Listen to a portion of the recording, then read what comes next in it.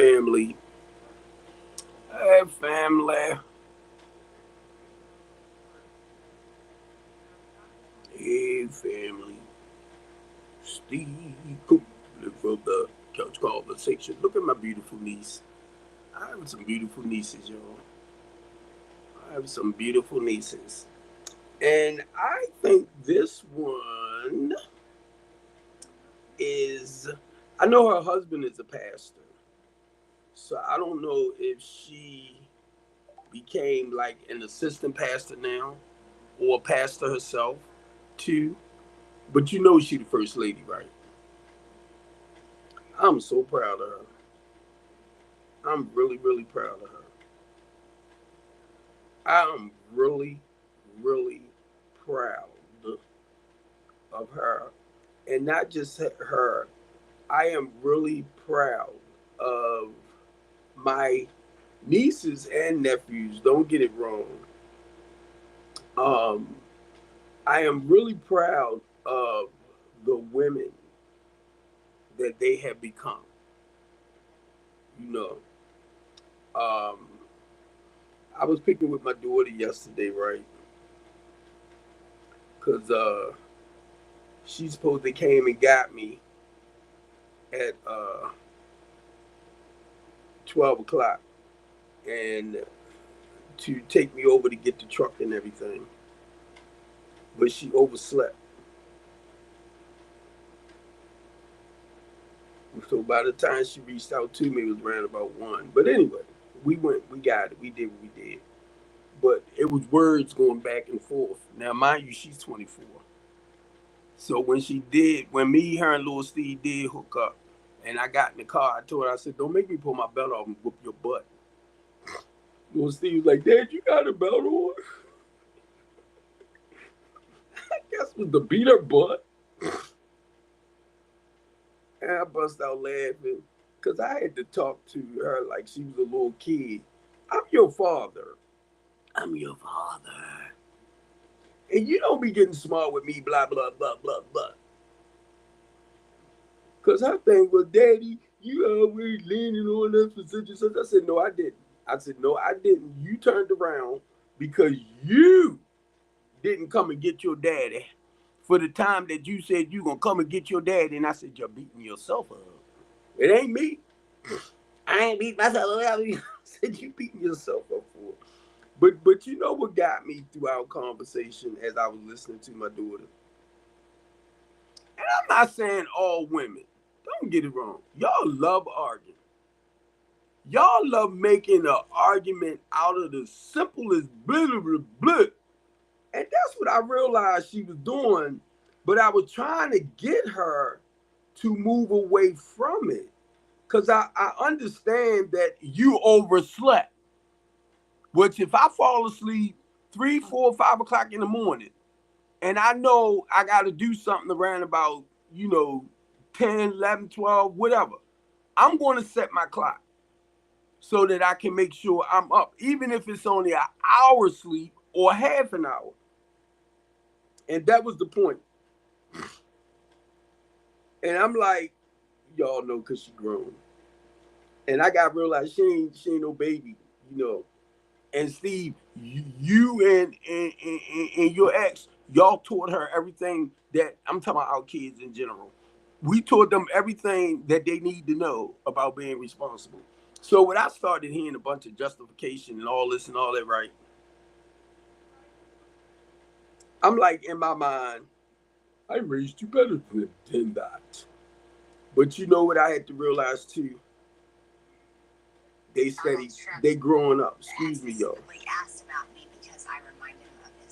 This lady talking about Trump right here when she was 13, how Trump came at her and said that uh, Trump said something about she re- she reminded her him of his daughter, and you know there was accusations made about Trump making little innuendos about his daughter. So a lot of y'all, what y'all are hearing now, they ain't nothing new. They ain't nothing new. So I said to myself, like, y'all gonna start justifying, rationalizing his behaviors. Y'all gonna start making it look like the what's the people the uh the Democrats got something to do with him and his chasing after young girls. I said, y'all gonna justify all that bullcrap to make him look right, but you talk bad about Bill Cosby, didn't you? And all the rest of them, didn't you? But y'all gonna do everything you can to make Trump look like he just don't do no wrong. I can see a lot of y'all now. I see it. I see it. And I bet you a lot of y'all Republicans that I see posting stuff about Jasmine Crockett and all this type of stuff, I bet you y'all won't post nothing about your president, about Democrats. Or if you do, it's going to be twisted around. It's the Democrats' fault that he might have laid with some young kids at one point. It's the Democrats' fault. A lot of that bull junk he done before when he was younger. They talking about over 20 years ago, the same way with Bill Cosby. Uh-huh. Uh-huh. I said, I could see it. I see it coming now. I said, y'all suckers gonna justify that behavior every way you can about him doing what they're tying him into. But see, the thing with that too, why I'm not really focusing on a lot of it, because they're not going to arrest him. I don't care how people talk about what he did, and it's going to come out the woodwork. They are not going to arrest him. He might get removed from being president, but they are not going to arrest him. And that goes to show you once again, whenever they say no man is above the law, whenever they say no man is above the law, once again, Trump gonna show y'all, yes, I am.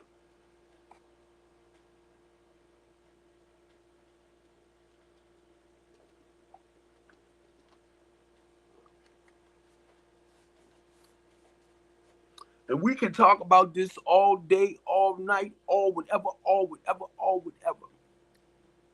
But I see it right now. They ain't gonna do nothing. They can ask for him to be impeached, stuff like that. Tell him step down.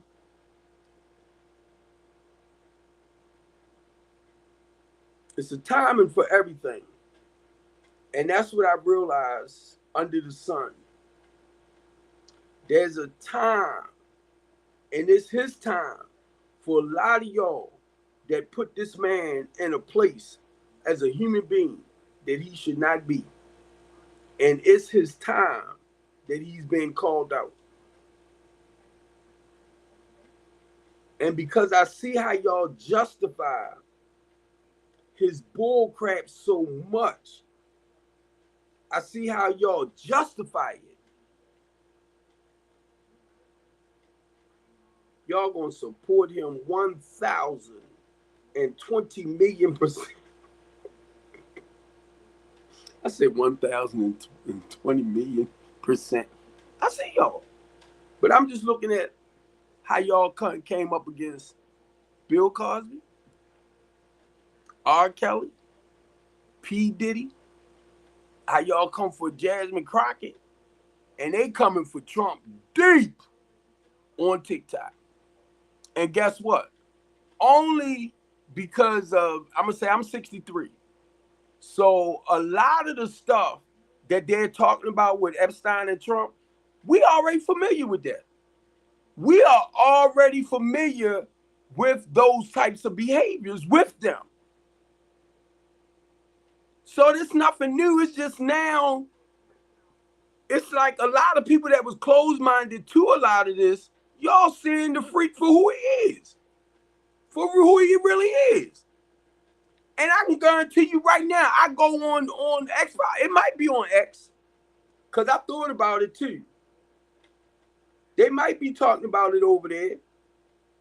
And the only reason why I said I thought about it, because from what I was told, I'm not sure, because I haven't been paying a lot of attention to Twitter like I used to since Elon Musk got into a lot of stuff. But Elon Musk and Donald Trump not hanging out like that no more.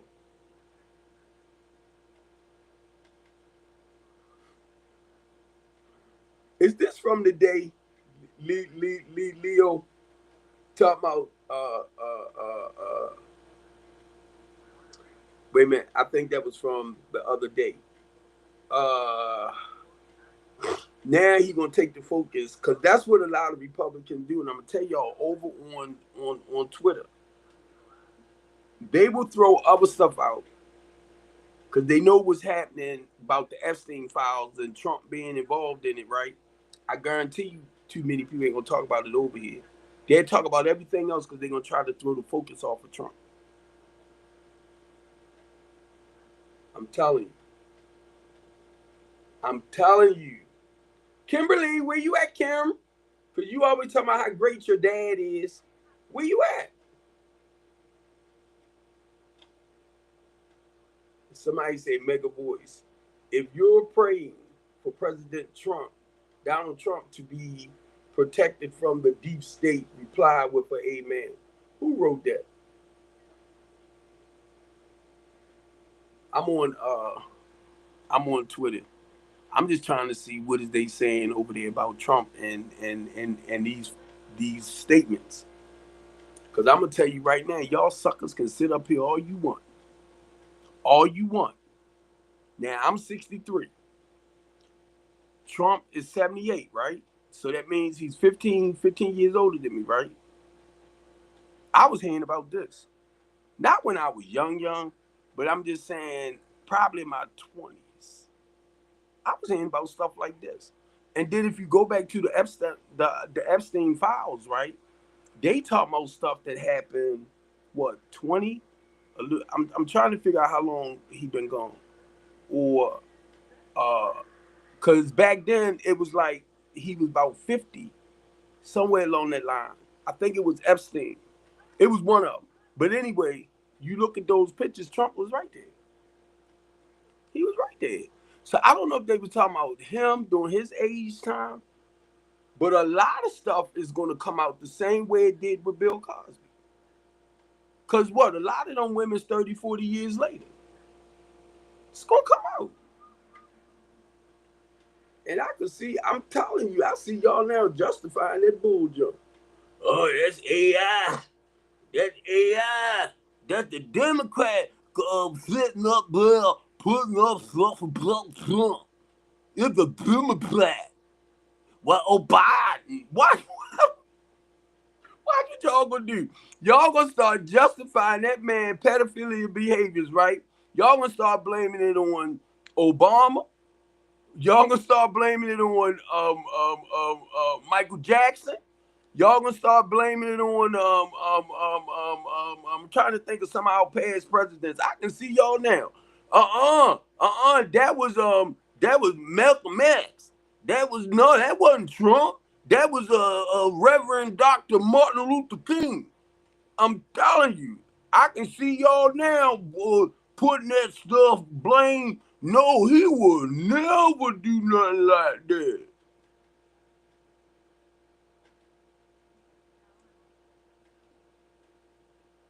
Trump pays for mom of 3 boys' groceries.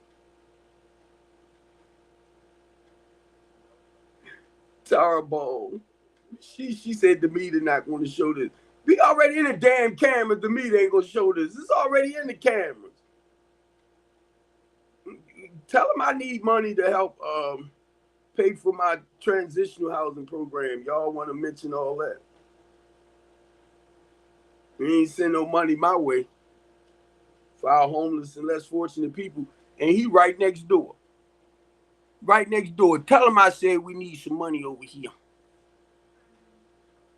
Help pay for some of their expenses. At least up to a year. Because you know there's programs out there I'm finding out that, which actually I'm trying to get connected with, that will actually help pay for our low to moderate income people. I just received not too long ago, and I'm going to say her name. She's at the Food Project, right? So she teaches culinary classes. and she's working with a lot of people, younger people, there's mothers and all that, that's trying to get their lives back in order. So she sent me about 5 or 6 families that actually need help, need housing. She said one person is at a hotel paying $80 a day, right? Because they don't have, and I get those phone calls a lot. Now, $600 for a room, because what I told her, when you coming in from the temporary basis, right? My housing program is temporary, as we work with you to help you become permanent. In some cases, what I'm trying to do now, right? Some of them that's coming in, and please share it with your family, because right now I'm getting ready to say something about the background checks. I do not want them to use your, but thanks, Karen. I do not want them to use your criminal background or your background check. In some cases, they have to, but I'm gonna say more on the eviction side, right? Because if you've been evicted quite a few times, it kind of show them you don't pay your bill, okay? Or say credit cards or whatever. I'm just looking at what can make it look like you're irresponsible financially. You get me? And they will check the C2. And I'm feeding y'all a little bit of what was fed to me. If you have, say, assault charges and stuff like that, it all depends on what it is. They're not going to let you into the complex. They're not, because their goal is the safety of other people. So now that a lot of that was brought to my attention on a deeper level, and as much as I want to help people get into your own personal, housing, apartment and stuff like that. But now keep in mind, because I just thought about that when I said housing. If we can get you into your own permanent place, home wise, through Section 8 low income, certain things the landlord might not hold against you. You get me, when they do the background check. They just want to make sure you can financially take care of everything. And the reason why I'm saying that too, because you might have somebody that's been charged as a SMEX offender, right? And they can't get into, 9 times out of 10, a lot of apartment complexes with children not going to want you there. They're not, because it's the safety of the children. Then you can't be around, so you can forget that one, right? So, in the process of me saying that, and I'm talking a little about the background check from what I understand. So, the second chance, right? And HUD Housing works with that too, where the second chance, as far as for forgiveness housing program, second chance housing forgiveness program, they can use your background check, because it's called discriminating as well. They can use that to discriminate against you to keep you out.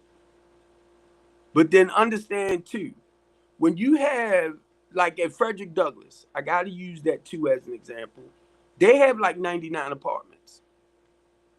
Since a lot of the other programs, like recovery programs that was in there, that's where a lot of the funding came in to pay for some of these apartments.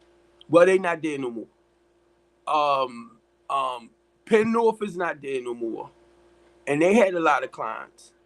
Um, the FACE program moved out, and he deals with men, mainly men, returning citizens and stuff like that. Had his own area to house them and stuff like that, right? Then you have uh, uh, then he had Miss Nana. Then he had they had Safe Streets in there, and in there Safe Streets. I don't think they was high. They was like had doing clients or stuff like that. I don't think that was none of that. Like as far as renting space, they rented a space, but what happens? A lot of programs, they think you're supposed to do stuff for them for free. So I understand this right here where I'm at as well, right? With my temporary housing program. But what I try to help people understand with my temporary housing program, it's not a shelter. If you understand the difference between a shelter and temporary housing, I am providing a roof or space over your head. And what we do, and that's on the temporary housing part, when you come in, you have to sign up, number one, and it's more and more that's needed because that's what they're telling you. You have to qualify. You have to sign up for the mental health program. Their major concern is this, working on this. Whatever housing project you get into, whatever program you get into, the whole goal is to help this, right? Turn this around, right? So you have to sign up for the mental health program. That don't mean you have serious like health issues in that sense. It's just helping you change that ghetto mentality or that street mentality into a more conservative or positive manner. You get me? So in that process, you have to sign up first. Once you sign up, now I'll bring you in. Long as you say I don't have no problem with that, Mr. Steve, I do want to talk to such and such and such and such, then I know you cool, right? But when I bring you in, I have a form that you have to fill out. It's an intake form.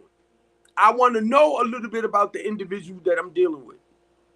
Now, if you have children, mainly over the age of 6 or 7, because they can get mental health treatment as well, children.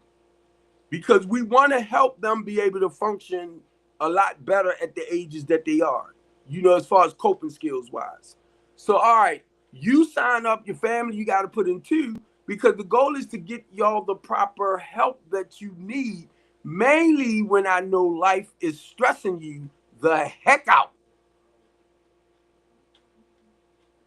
You moving from place to place to place with your children. You go over somebody's house, they might give you a week. You go over somebody else's house, they might give you 3 days. You go over somebody else's house, they might say, all right, I'll let you stay here till the end of October, somewhere along that line, right? So you got a certain length of time. So now you're reaching out. But this is what's killing me with y'all and unaliving me for TikTok purposes, right? This is what's getting me with y'all. I share this with y'all all the time about how our homeless and less fortunate people, even though they had money, I don't know if y'all looking at me and you thinking I'm talking about fattening up my pocket. I don't roll like that. And I'm going to tell you, whether you know it or not, but the thing is, if you have it to give, my thing, donate. Give. Right?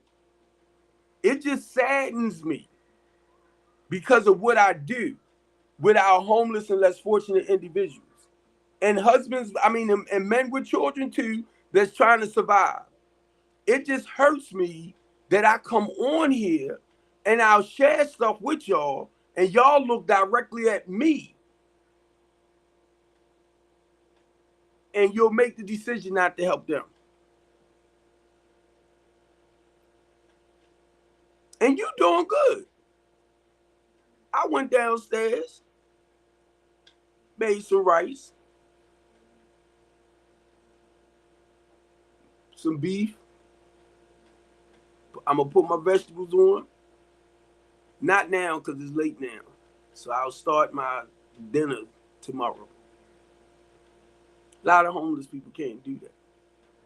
If I want to go in there and take a shower, I can go take a shower. I got my TV on a horror station. Got my light on. Air on. What I'm worried about them for? I know that's how y'all feel later. I'm good about them. So I only ask y'all to help me help them. I'm comfortable. Look, got my green truck. Went over there, had the guy put the alternator back on. They were telling me how they had the wires was off. And now that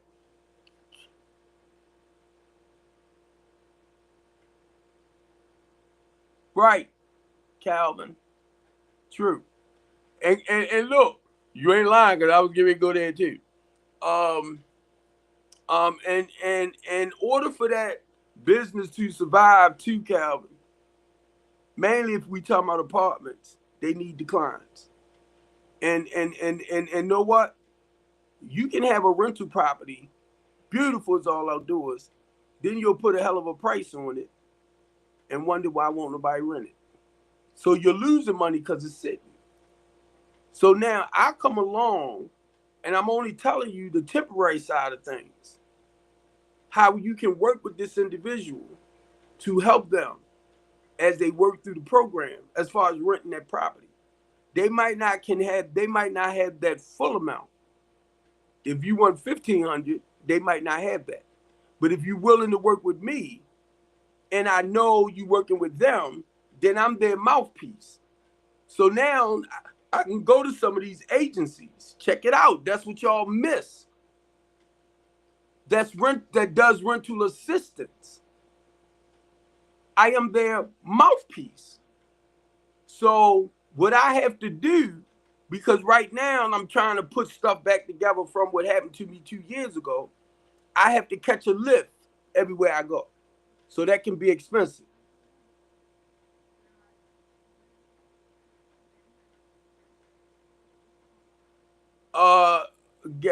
Guess what? I'm talking with people right now so we can start rehabbing and revitalizing houses for our low to moderate income people. So you prepare the people. You want to talk business? I just got off a phone call with that one.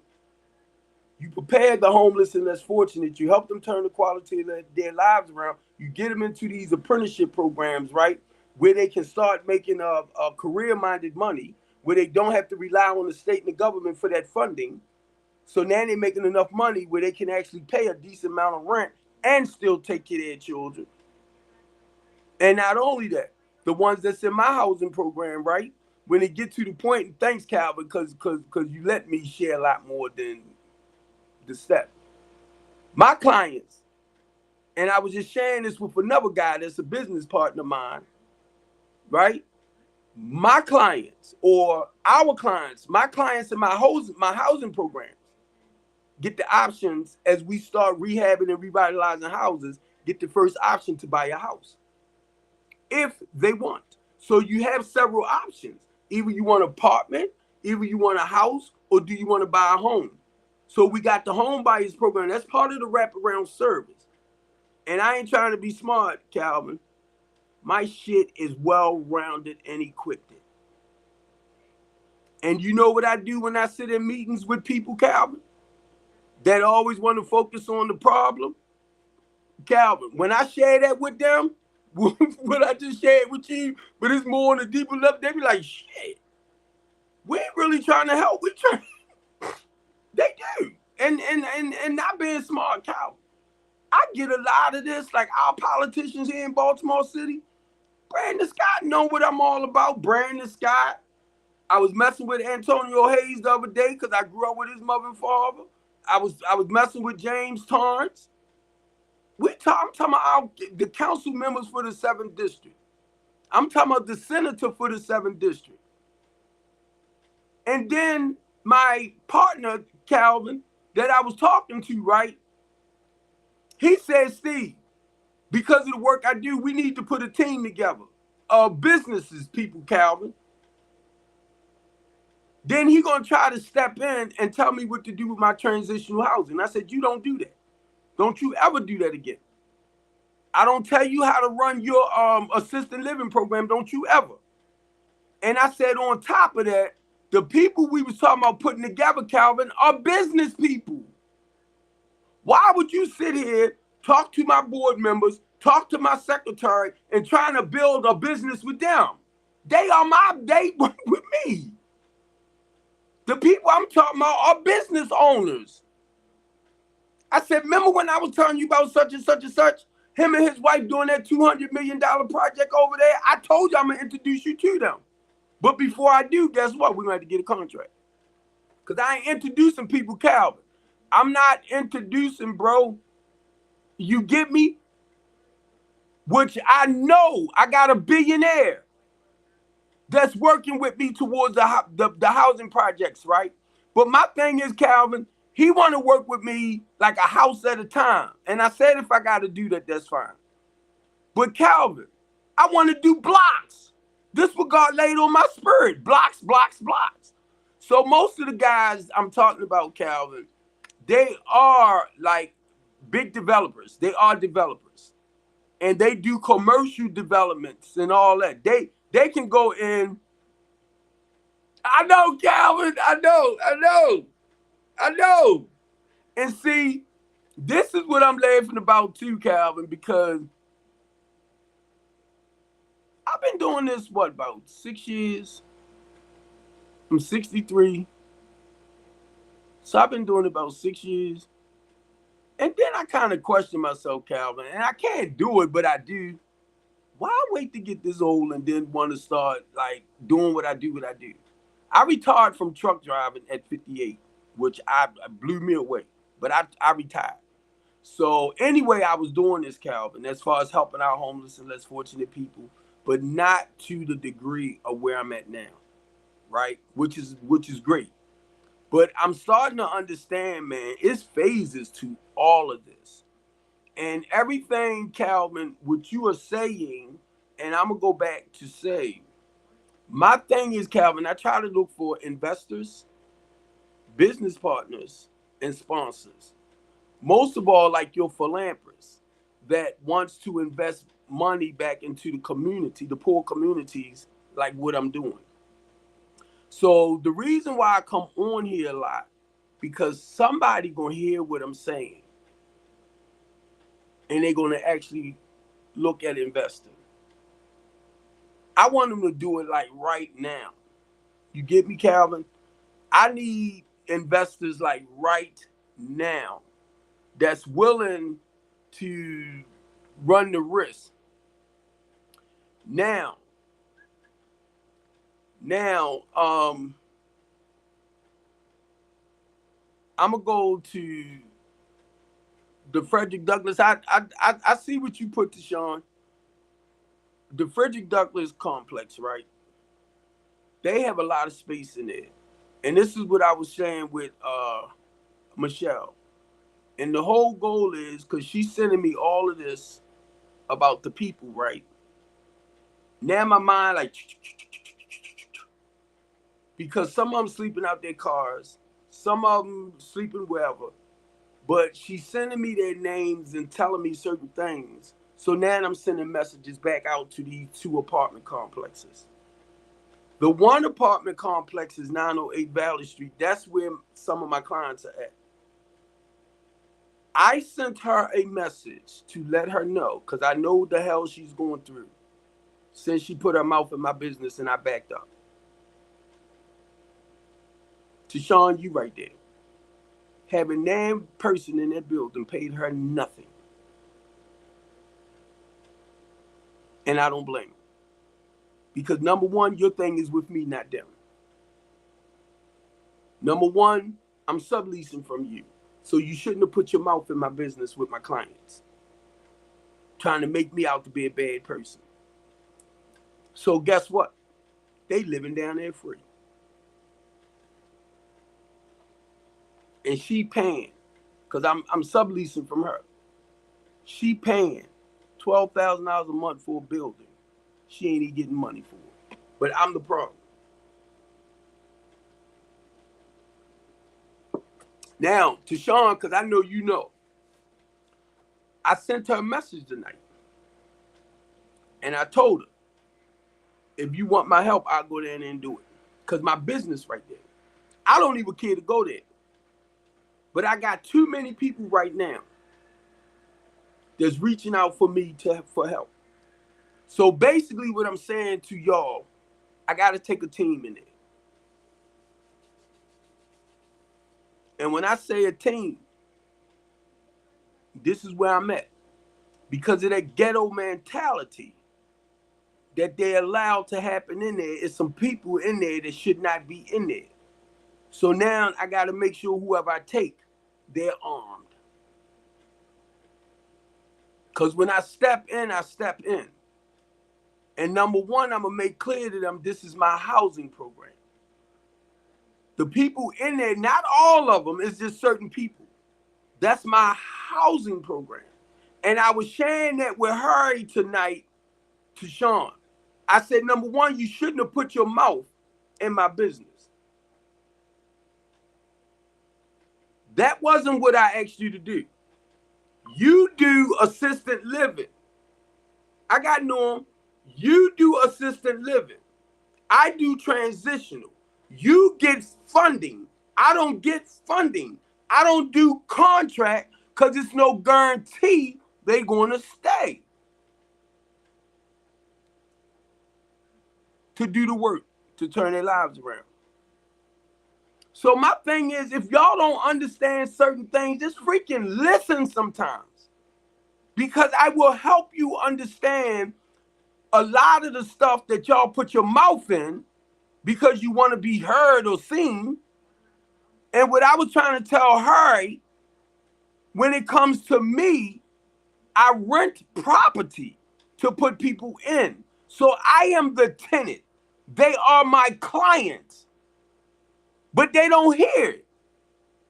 I am the tenant. I'm leasing the property or renting from this person.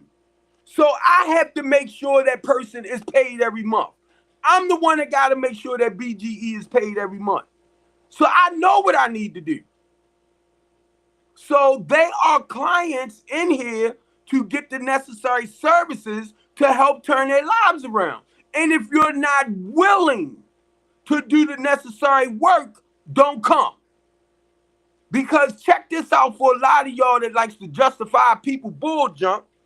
And I'm going to do this because I got 32 years clean. Watch how I put the two together. Anytime you go to anybody with a program and your life has fallen apart, what you are doing is saying, please help me. I don't know what else to do. Everything I've basically been doing on my own, I have lost control over, and my life has become irresponsible or unmanageable.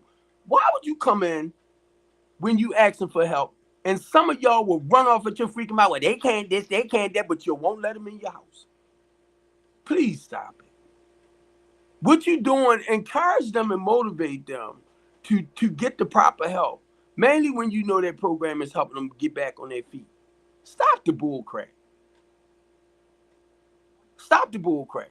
Like I was telling her, with my housing program, I can give you 72 hours to get out. I can give you 7 days. I can give you 14. I can give you 30. The only thing I'm saying to you, because we're not getting along together or things not working right with us, I'm giving you time to find somewhere else to go. That's all. A lot of y'all don't even realize that's why people do what they do, even when they go to get you evicted. And they do the 30 days or the 60 days, stuff like that. The only thing the court is saying, we giving you 60 days to pay that money back or go. And they will hang in there to the last minute. Do a lot of y'all brainiacs know? And I'm doing it to be sarcastic. I'm saying it to be sarcastic and smart. Because you know half of it. Do y'all know if you owe a landlord for like, say, 2 months behind, and you give that landlord that money so you won't get evicted, he can take that money and still tell you go. Now tell me he cannot. And yes, he can. Because I read all that up, y'all. That's why I'm saying what I'm saying. Because there's a good chance you might do it again. And see what happens, and Calvin said it, it's business. I don't have to go downtown. It's transitional with me. It's temporary with me. So I have rules that if you break them or you're a danger, not just to yourself, but you are a danger to other clients within the building, I have to remove you as quick as I can. Now, I'm going to tell y'all where a lot of the problems will come in at if I call the police. Because the only thing they are familiar with, landlord, tenant, boom, landlord, tenant, boom. I done made a song of that because I heard it so much. Landlord, tenant, boom, landlord, tenant. That's not my process. Landlord, tenant, landlord, tenant.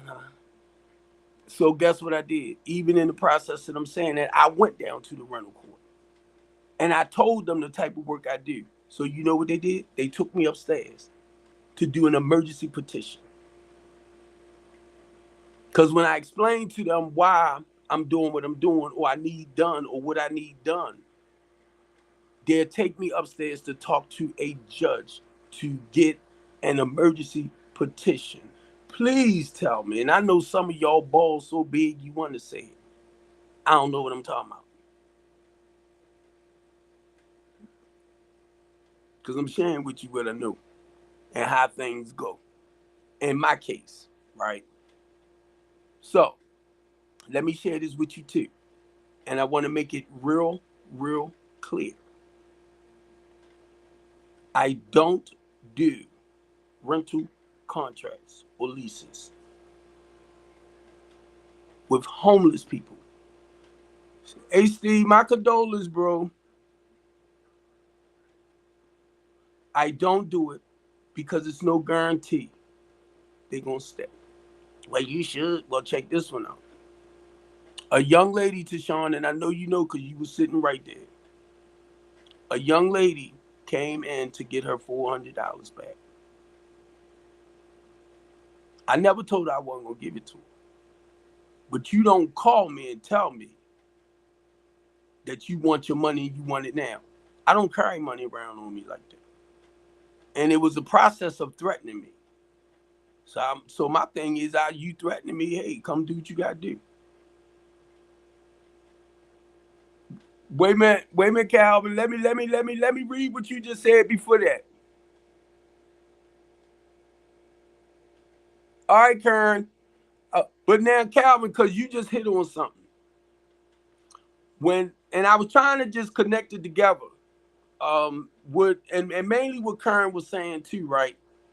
Because of what I do, and I was telling Harry today, I deal with a total, and I know you understand, Karen, and because of what y'all just wrote. I deal with a different demographic of people. You get me? And what's your name just put EP here, emergency petition. So your ordinary people that you might be in the community with, because of certain behaviors, they crazy. Which is, you might just say it just to say it as far as the behavior type. But now, when I'm with them one-on-one, I see it. And my thing, what I do, Kern, in family, that's why you have to sign up for the mental health program. Because if you're dealing with bipolar, schizophrenic, all that type of stuff, could be stress, could be, it don't have to be major, but I want you to get the proper help that you need to help you cope and deal with life better. So, Kern, just like you said, and Calvin, I had to do the emergency petition because of the demographic of people that I deal with. And if you're not on your medication, say like they prescribe medication for you and you ran out of your medication, but you have not talked with your psychiatrist yet, and I realize your behavior is not normal, and I'm like, oh my God, when was the last time you had your medication? Normally, it's about a week later when their behaviors, when they in that manic zone, right? And I'm like, God dang it, because I know. Listen to what I just said. I'll say, God dang it. Because I know their mind racing. Karen, I know their mind racing, and they only trying to bring you back down and function as normal as possible. So now, because I know where they at, and they in a state of mania, sometimes I have to go up on them. Because now they out. But when I do it, Karen, it's to bring them back down. Y'all don't get that shit. And it hurts me when I see them like that. That's why I'm getting emotional, because I've seen it too many times. And when I call the police department and I'm telling them what's going on, it's like they don't understand a damn thing. Now I'm feeling sorry for the people because I know their mind racing. They gone. How do you did that? That's why I say I have to look certain things up, y'all.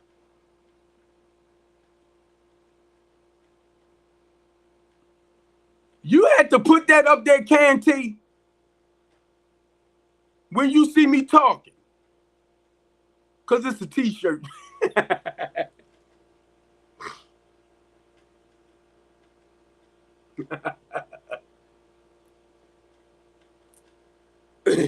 He said, it's a t-shirt. I ain't gonna be reading y'all comments, Canty. I'm not gonna be reading your comments. You just threw me off. Now it's it's a t-shirt. But look.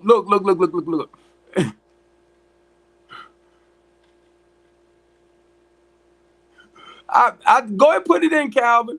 So basically, because of the demographic of people that I deal with, and to be honest with y'all, what I realized too, in the process of us sharing what we sharing, a lot of them cannot function without uh, assistance.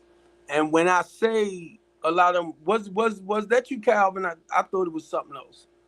A lot of them, nah, Canty, you can't come up right now.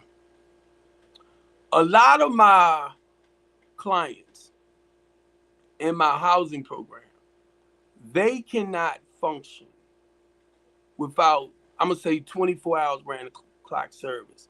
I was sharing this. Y'all better stop. Stop, Tashawn. Canty over here talking about my Michigan shirt, and you over here calling me. You got a muscle shirt for that muscle head. See, Canty, what you started? I ain't gonna be reading y'all comments. I'm not gonna read y'all.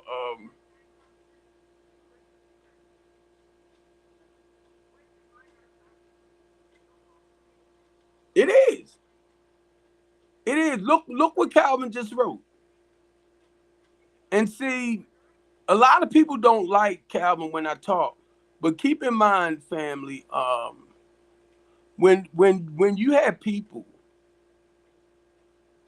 that's being medicated, sometimes, because I've been looking at, I've heard you. You're a damn lie. Can't stop. Tashawn Canty said my shirt too small. Canty don't know. Man, I done came down from a 4X. This is an extra large. Canty. Come on. But anyway, you throwing me off. To go back to what Calvin said, that's the whole point, Calvin. For a lot of the clients, I have to get them when I say 24-hour round of service, round the clock, psychiatric treatment, I have to get a team to be there for them 24 hours a day, to monitor the building, whatever I put them. Now, those are the ones, Calvin, that might not be able to go back out on their own. That the ones you talking about just now. So I have to keep that in mind too.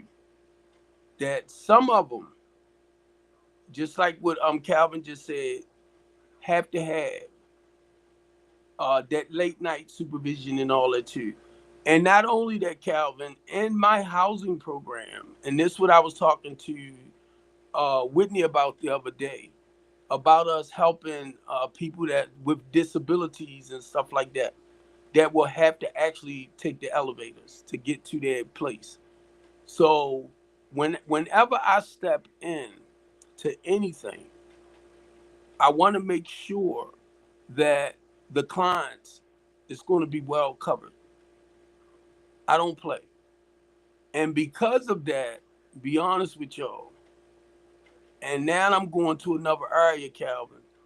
When you dealing with a lot of your elected officials, local leaders, stuff like that, some people they don't want to see recover from stuff. because you make more money off their pain and their misery. So that's where my biggest arguments come in a lot. If I see you slacking on our people. So can't T, you over there looking at my shirt and everything, bro. But I am known as the big mouth bald head black dude in Baltimore City. And I don't play when it comes to our people. So a lot of people know that when it comes to me in Baltimore City. They know that. A lot of people too, because of my standoutish attitude or personality, they might know me from watching me, but they don't want to come too close to me. And I'm saying this, Calvin, right? Because when you have leaders that really stands up, all right, I ain't say nothing about that.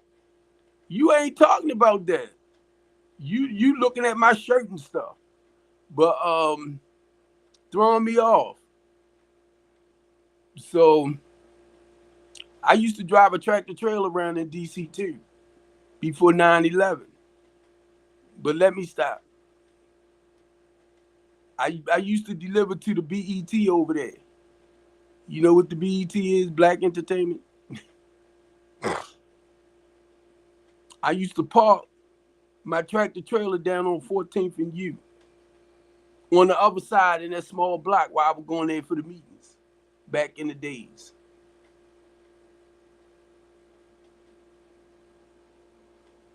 What kind of business your father used to do?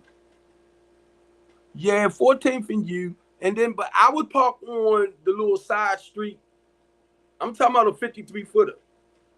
And then I would go into the NA meeting over there. I would go to the NA meeting down on Florida Avenue, Florida too. As you come in, where that McDonald's at, I used to park over there too. I said I've been clean for 32 years now. And I'm gonna tell you this, Canty. When I started going to the NA meetings over there, a lot of them had more time than the ones I know in Baltimore. That blew me away. Because that was during the times when I had maybe 2-3 years, something like that.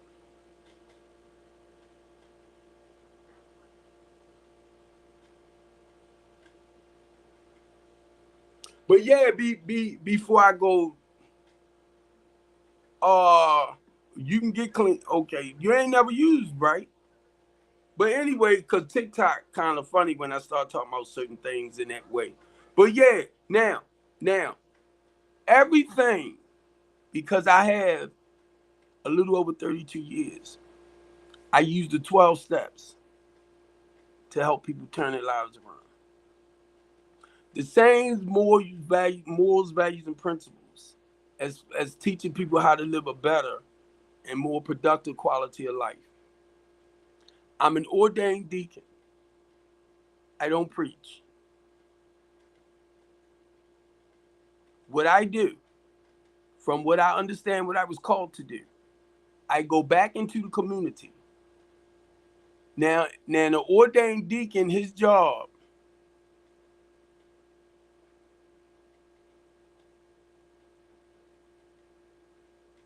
you ain't never worked in no goddamn going Pentagon, Tashawn. They wouldn't let you in there. I already know that. So stop lying.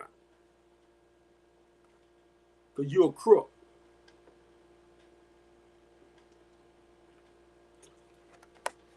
I'm just joking, Tashawn. I used to deliver to the warehouse, the White House warehouse too. So anytime I'm talking about as a truck driver, I had to pass a clearance test. Yeah, that's because Sean said she used to work at the Pentagon. She got stuck in the elevator. You was working at the Pentagon. You got stuck in the elevator, and you gonna quit your job. If you was working at the Pentagon and you got stuck in the elevator, or you got stuck in the elevator and you was getting paid by the hours, and you gonna turn around and quit your job.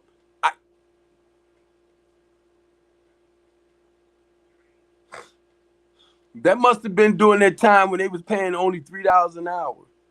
But that was a lot of money back then. Stop, Deshaun. You and Canty over here. Canty over here talking with me. You talk. But yeah, Canty, the same like morals, values, principles. That's why when I listen to certain people, right? I don't care what your religion is. Let me make that clear. All right. I seen what you said, movers, office movers.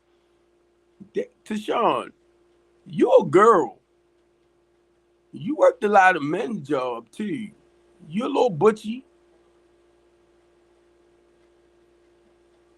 You got mushrooms. I know. I know.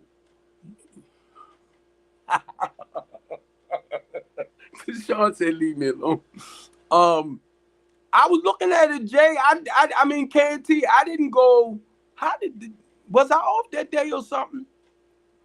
And when I seen the first one hit the building, I was like, "What the?" And I seen the second one. I think I was on my way to work. I was on my way. But then afterwards, right, Conti, I'm sorry.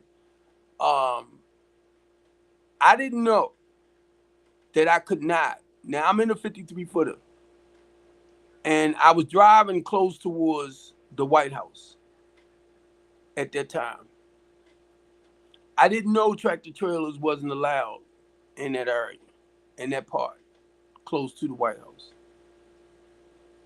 And a soldier jumped out with his pew-pew. I'm like, hey, and I believe after that happened, that was the last time they was allowing tractor trailers in and going so far in. You get me? So, cause I knew DC like the back of my hand, you know, cause I worked over there with the tractor trailers so much. So, but then, like I said, I didn't know that you couldn't go but so far with a tractor trailer. But what started happening,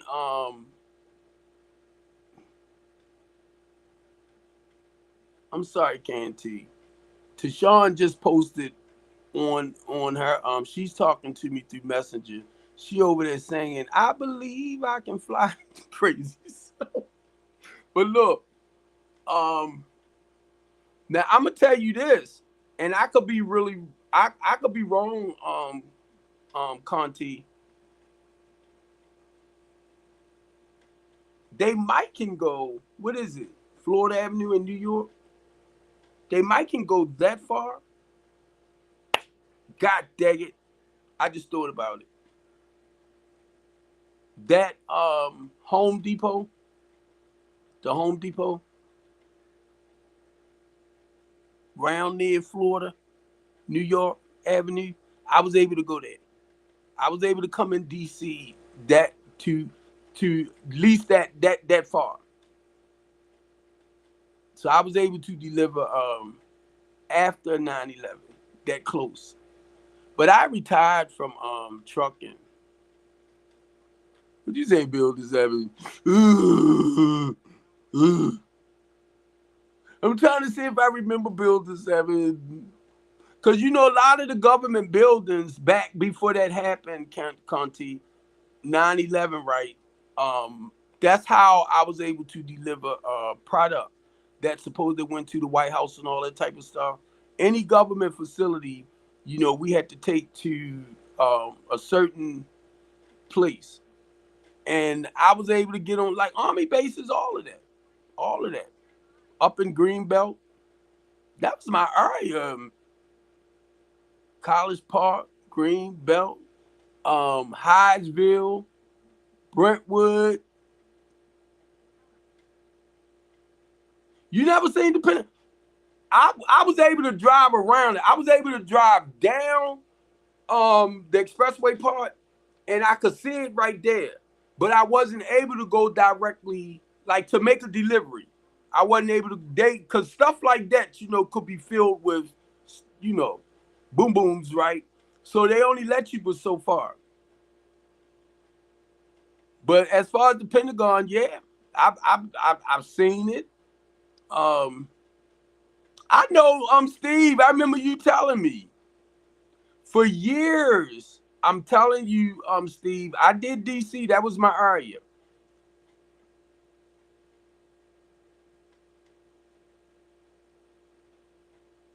Oh, your son is here. Oh, oh.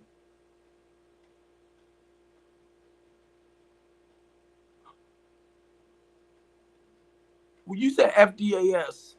Your mom, my mom. I'm lost with for the federal.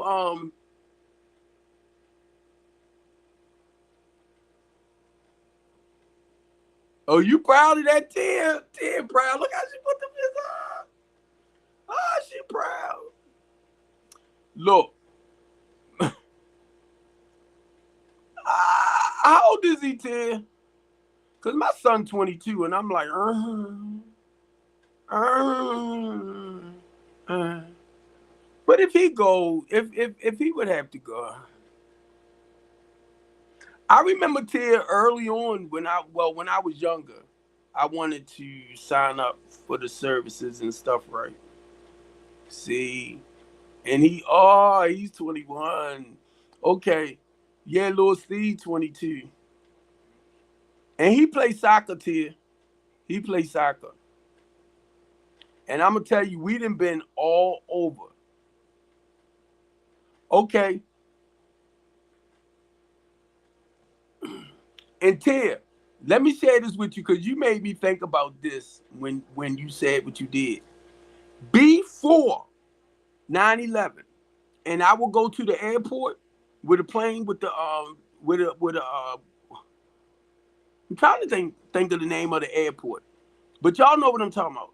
This was before they check your trucks and everything, right? The way they do now before you go through, and say like I would be right here, and Air Force One would be just right there,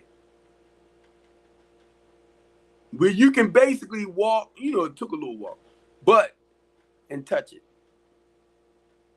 Those was during the days where and it was times. And I'm trying to Andrews Air Force Base.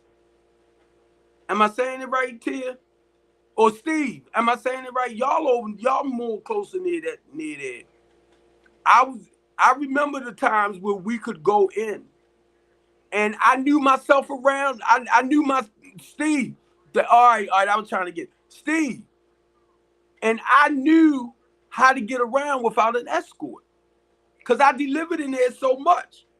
And once certain things started happening, they would go under your truck. They would do this and do that. I learned my way around the Air Force Base. But I'm telling you, this would amaze me, Steve. That plane not really as big as it appeared to be. Let me shut up. Fort Bragg.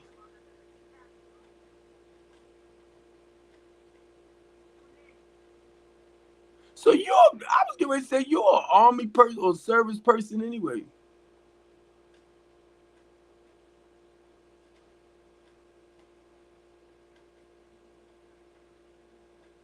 But you know what, Tia?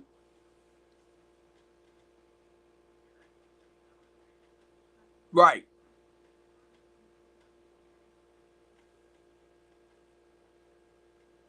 right. They do. They do. Cause I was able to carry hazmat, right? But I wasn't able to carry like if I can say it on here, like the dynamite and stuff like that. Oh, I'm trying to think that I deliver up there, Steve. I'm trying to think. Cause I'm gonna tell y'all, I delivered to a lot of places, but it got to the point I don't like traveling. So I would travel, right? It got to the point I stayed local. Be honest with you, I made more money local. Because once you drive a tractor trailer, some of them over the road, they get paid by the mile. And then if you get stuck somewhere and your truck not moving, you don't make no money. Now if they might now.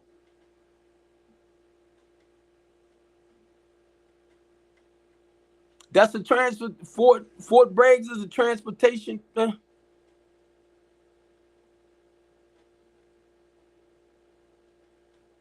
Where's Fort? What is it? Eustis? Eustis? Is it pronounced Eustis? Because it sounds so familiar.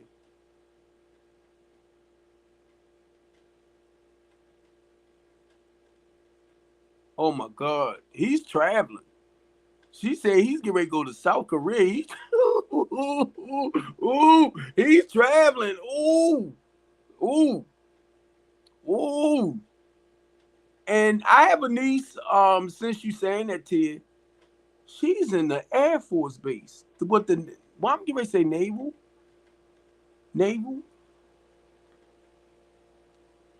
And I think oh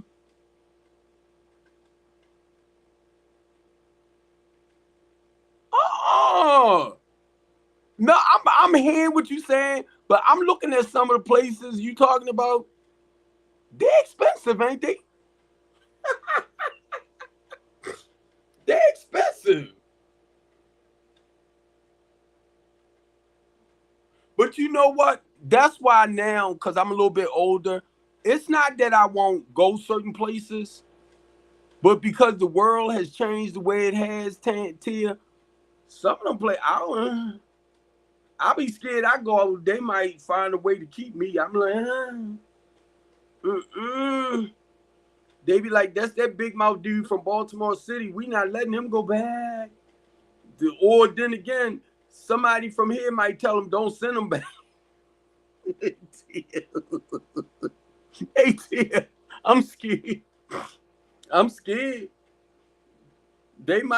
I might tell him, call Brandon Scott. Call Brandon Scott. Call Ivan Bates. Tell him I'm over here in Juniper Jade. Something. I'm just thinking of a name, right? Just to be smart. And I can see them saying, keep him over there. I'm like, that's my bull junk, y'all. I can see them saying, keep him there. We don't want him back. Ah! You got me over here cracking up, Tia. I have traveled a lot. And I didn't tell Brandon Scott, but I wanted to tell him, right. That's why when you said it, I was like, I know. Sean said kidnap. Yeah. I know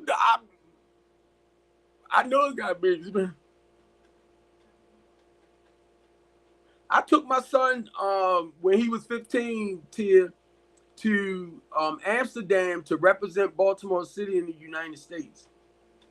And Daggett, I'm trying to think of that the company that paid for his expenses. Not the company, but the sports people. Yeah, yeah. God dang it. What is it? Trying to think of the sports company. I mean they right there on the tip of my tongue. They paid for their uniforms and stuff. Cause when he went during this time, Steve, when Mayor Pugh was going through her stuff. He still played. His goal is to be a professional soccer player. So, he did some college. He did the college part. And my thing is, Tia, I've been trying to look for like a FIFA agent for him. I've been trying to look for somebody since he was 15 to actually take him over to Amsterdam, somewhere like that. And for them to, I wanted him to become a professional at an early age. But he told me, he was like, and I had to back up to you. He was telling me that, Dad, he said, "No, Dad, he took the steps to where it's supposed to be. Rather than him jumping into it, he knew he had to get college under his belt and stuff like that. That's what I was trying to think of. he had to get college under his belt and stuff like that. He knew the process in order for him to become a professional player. But now, over in Amsterdam, he could play professional at 15. And I was kind of scared, T. That's why I commend you, because your son's still young too. And I don't want to act bossy, right? But you basically allowed him to go. See, I was that overprotective dad. And even if my son, I got you, Tia. I see you say the only child. You making me think about my son. That's why I'm talking like this. Um, I'm just amazed. The reason why I'm saying this, I'm amazed, Tia, because you letting them do what he gotta do. You letting them, because you let them do what he gotta do. And the reason why I'm saying it, because it reminds me of my son. I'm still a little like overprotective, but I know he's getting older, Tia, and you know he grown. So I want to ask you this, Tia.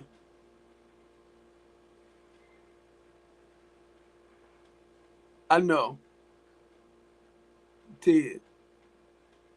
Now, I'm not racist or nothing like that. But watch what I get ready to say.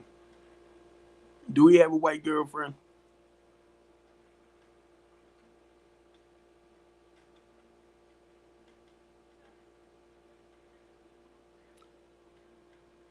Hey, Tia, reason why I said that? Because of the way we raised him. My son and his girlfriend, because, oh, I'm sorry. I can't see your picture. Tia said I am white. Oh, I can't see your picture, Tia. All right. Because look. That's why I was just asking because he like Lil Steve. They live a privileged lifestyle. Look at my niece right here. Airplane stewardess. Airplane stewardess. Copeland. Steve. All right, Tim. I was just asking because look, I can't see your I can't see your picture, but because of what you saying, and me and little Steve and Sienna, right, was talking to you. My kids didn't grow up in the city. And a lot of the stuff that happens around the city, they be like, Dad, what is going on? You know.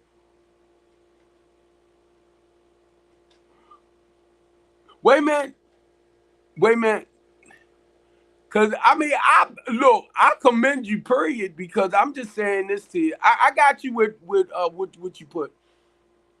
Um, I'm looking at the part. You're allowing your son to, at the age he is to move forward. Cause you know how we can become what? Uh-uh. He grew up in the AT. My son don't even know how to cook. He don't know. I don't know if he know how to boil an egg. I'm gonna ask him. My son Tia don't know how to cook. You say cornfield? It's good. So what you trying to say? He ain't as spoiled as it appears. Look, Tia, if you could see that picture. Now he in college here.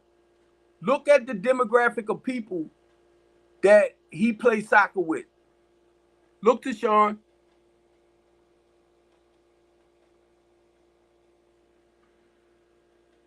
And see Tia. when he was coming up, right, he was playing soccer since he was like 4 or 5. So he grew up around mainly white people. All of my kids, just to think about it, they did soccer. My girls did soccer, modern dance, cricket, all of this.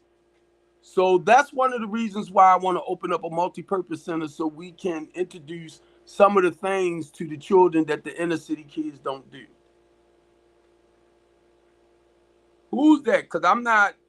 Is that you?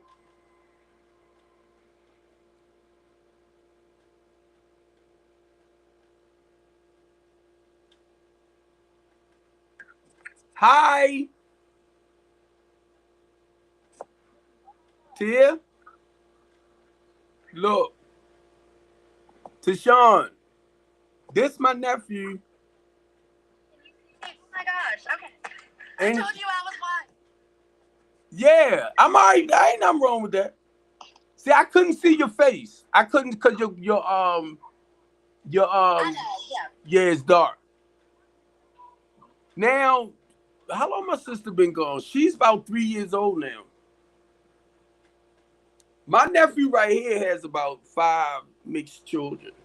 So I be telling people I can't get into this white black conversation like y'all do. I completely agree. Like, yeah, no, I was confused about why you thought he had a white girlfriend. I thought, oh my gosh, we're so white. Because look, your We're picture, just like human beings, right, just living this life. right. So once you said it, that's what I looked at. It doesn't matter, but Can you? because I could not see like your face, and from our conversation, right, um, conservative style. Don't get it twisted. But from what I was hearing, and I'm looking at how my wife and I raised our kids, and I'm hearing a lot of the similarities, but I'm just amazed because he's 21 and God knows. If my son decided to make, if he made the decision to go into the service, that's fine. But I'm just looking at how y'all are so willing, even your mother, to let him go. I'm just saying, go hang out like that. I'm just, I think that's beautiful. You know, you know how you like your family growing, and they got to go out and live their own life. So I'm just looking at, I'm from listening to you, is how at 21 y'all allowing him to splurge. Oh, that's what I'm talking about, Ted. It is so hard for me to, like, all my kids, they like babies. They still like babies to me. You still there? Look, Louis Steve, Tia, can you see it, Tashawn? Louis Steve, he's about 5 or 6 years old. Oh wait, I can't see. Oh my goodness, Huh? I love that. And guess what? The same kids he played soccer with when he was this young, they still friends now. They still friends now to this day. But here's my thing: is that I raised my son on a dead end road. My parents and grandparents and great grandparents lived on the exact same road. The road is named after my grandfather. Like, there was no way for him to get out of the cycle of just um of not having a better life. And so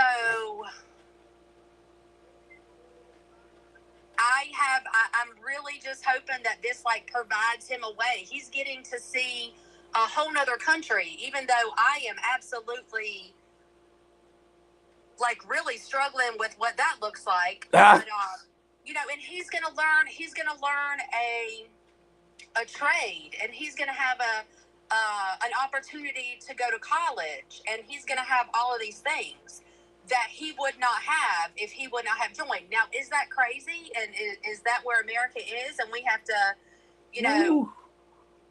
join the military to have a better opportunity? I don't know.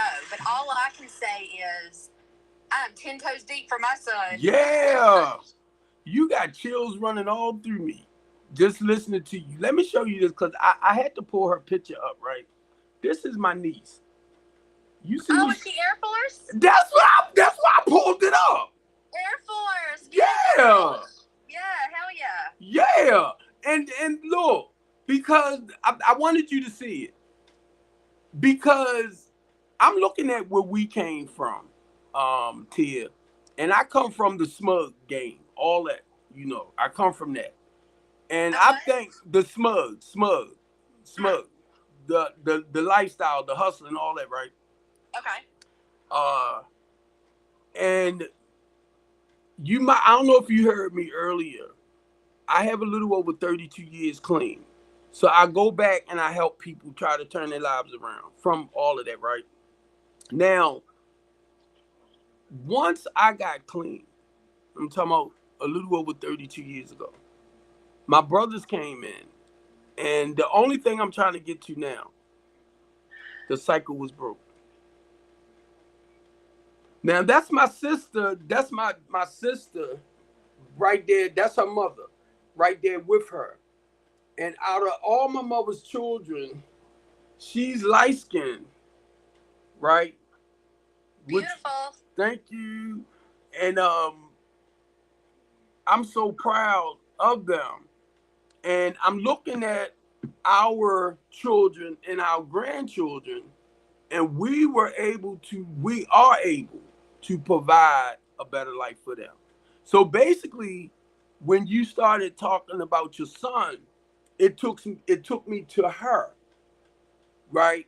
Now, with my housing program, and I don't want to confuse anybody, but just like you said, with your son joining the service and all that type of stuff, I'm gonna say to gain a better life, right? By him joining the service and everything, and I know a lot of people is not going to take that route, but if they want to take that route, being a part of my temporary housing program, and once we find out the things that you want to do to better your life, is to guide you in those directions. So anybody, and I have to go back to the mothers right now, right, or the fathers, or husband and wife, because whatever your situation is that caused you to, like, I don't want to make it look bad with people, but your life fell apart. Could be the loss of a job, could be certain things like that. You get me? But the goal is to help you regain a life worth living. So if you have to sign up, like, for programs to get into the service, career-minded jobs, Tia, what you was talking about, to make something out of your life. That's what I ask people that come into my housing program, so we can guide you in those directions. That's what I also think is important to remember is that there are a lot of small towns who are suffering from addiction and the trauma that comes from parents my age. I'm 43. Who just went through that whole cycle of whenever the opioid epidemic happened, and they were raising children who are now completely just trying to make it by because they had no guidance, and there's nothing going on in the town except for the Dollar General and the county. And there's only so many positions at the county. When you said that, that took me back to, it was this guy talking about how somebody won all this money for this store, which was like a Dollar General, but it was another store next to it that's not really making money, like a Family Dollar, and out of town somewhere. And when you said it, it took me back to him because they don't have, I'm gonna say, the people there as well to support that store to make the money, the funding. And I'm gonna just say this for a lot of us in Baltimore City, we go through a lot here, but it's not just us. A lot of this is all around. And on It's TikTok, everywhere. It yeah, is all over yeah. my community. There are people who are suffering and dying. We've seen a lot of deaths. I think the fentanyl has now become something that they've almost got a tolerance to it. So people aren't dying or overdosing as much as they used to from where I am at. But the absolute, there's just no way out sometimes. And sometimes the best way out is... Do me a favor, Tia, because I love what you're saying. But when you use the word using part, just try to say Smugs, because they'll send me something to take you down.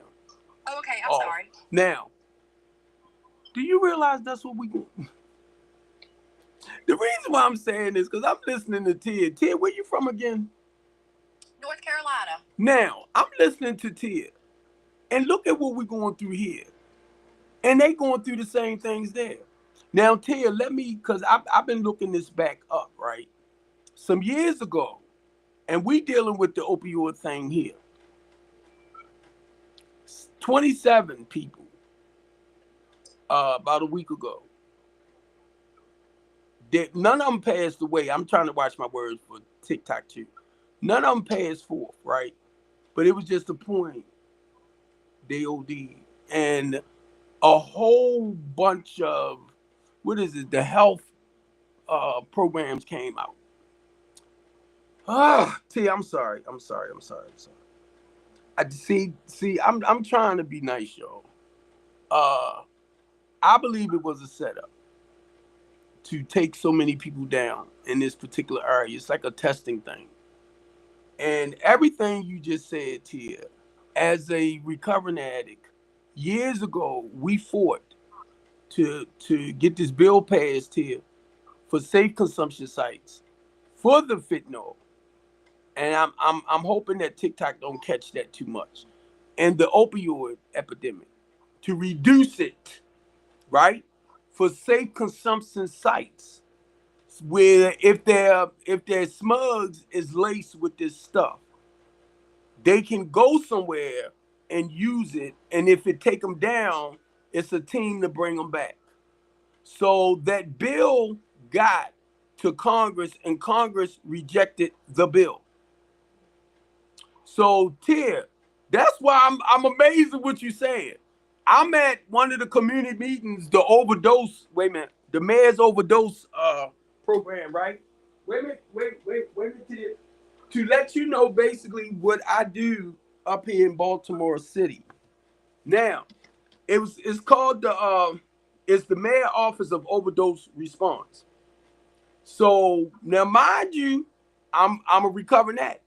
So I started telling them, Tia, I'm sorry. I'm also a recovering addict. But look, I'm telling them now, Tia, I'm telling them. I started out 11, 13, snorting at 14. And then between 14, 15, Tia, I started pumping. I guess that's the best word I can use for TikTok, right? I didn't get clean till I was 30. But now, mind you, I always was a responsible dude, a responsible kid and all that type of stuff. But my whole teenage years and 20s, I did what I did. You got me, Tia? Well, anyway, I'm sharing with a bunch of psychiatrists, doctors, scientists. Because, see, my thing is we got to get to the root cause of why people do what they do. I ain't coming in with this bougie bull junk. So I'm in there talking just to let them know certain things, Tia. But the whole thing is, I wanted them to know a lot of this stuff, Tia, from what you were saying, and I can only speak for Baltimore City. It's a setup, and we call it the process of elimination. It is not a setup here, and I want to tell you, and I feel some sort of like way in my chest when I hear you say that.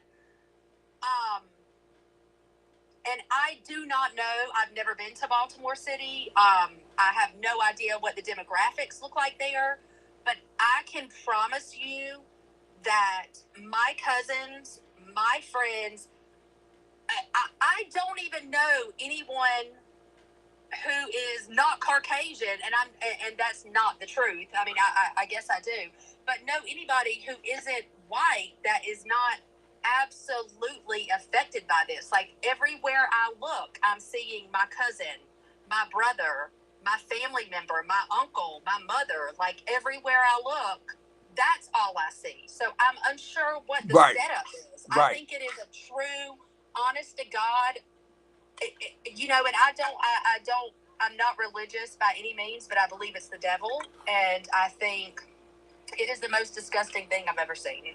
And I just want to say this to you, and thank you, because, excuse me, when you don't know what other people are dealing with, and that's what you're saying, and that's why I said thank you, because when I speak, I can only speak for where I'm at. And what you are doing, you are educating me to help me understand. In North Carolina, I see how y'all see it in a whole different way. And it's don't get it wrong, because I'm not saying you're wrong. Because you just helped me to see, once again, y'all are not the only people that's going through certain things. It's everywhere I look. It's my brother, it's my cousin, it's my uncle, it's my mom. It's, you know, everywhere I look, and all of those people look just like me. And you know what, Tia? Thanks, because my friend, one of the guys that I sponsor, he live in North Carolina, and he moved from here to North Carolina, and he was telling me about a lot of the stuff that they was going through up there too, right? Man, the only reason why I'm saying this, y'all, because from where I'm at, Tia, or where we at, Tia, they're doing, and you might can relate to this as well, they're doing gentrification, right? And I tell everybody, when you hear I don't even know what that means. I don't even know what that means. Okay, gentrification for Baltimore City, they're coming in and they're starting to, it's a lot of property in Baltimore City that's torn down. And these developers are coming in, and that's in your poorest communities in Baltimore City, and they starting to redevelop. But a lot of the houses that they're starting to do, as far as rehabbing and revitalizing, or just the communities, period, they are $400,000 houses, 330. I'm sorry, 350, 400. Now, thousand. A lot of people that's living in poor communities cannot afford. I can't afford that. Right. I don't know many people that can. Right. So what they're doing. I don't think this is a race thing. No. I think this. It's not. Because look, I'm sorry, Tia. It's not, because guess what? Because a lot of times I feel like, and I hate this word, but I feel like white privilege is used on white people who are just, oh my God, like, I make $2.13 an hour. I'm waiting tables at a restaurant. I'm hardly making it by. I couldn't even pay my car insurance this month. Like, it has, I don't believe, and do I think that people get untreated fairly for so many reasons? Absolutely. Absolutely, I do. But I feel like we have got to stop making it about the race. And that might be easy for me to say, because let me also tell you that I have the utmost respect, and I am very aware that segregation happened 60 or 70 years ago. And my dad, who is, gosh, he's probably 75 or 76 now, he went to a school that was segregated. My uncle quit school. His younger brother quit school whenever they segregated it, because he could not accept that. I am beyond aware that those things affect families, affect how your grandma felt, how your mother felt, and how you feel, and how you guys were raised. And Ted, just want to like live a good life. Right. And Tia, let me share this with you. All of my clients, or the homeless and less fortunate people that I tend to help, they're not all black. And see, a lot of people don't. That's when I start realizing just what you said, Tia. This is not a white and black thing. This is not. This is a human thing. Cause Lord, this what taught me too, Tia. Being a community activist with Communities United, we went to Detroit. And let me make sure I'm saying it right. We went to Detroit to represent, and I want to say the Hispanic population or the migrants, somewhere along that line. I know they wasn't white or black. And I did not know, Tia. I did not know. Because the way I came up, white, black, this, white, but I started saying certain things. But anyway, we went up to help fight for their civil rights, equal rights, and constitutional rights. And if I'm not mistaken, it was the Hispanics. So I just want to make sure I kind of put it right there. But I know it. That's when I realized here. That's when I realized that this is not just a black thing or a white thing.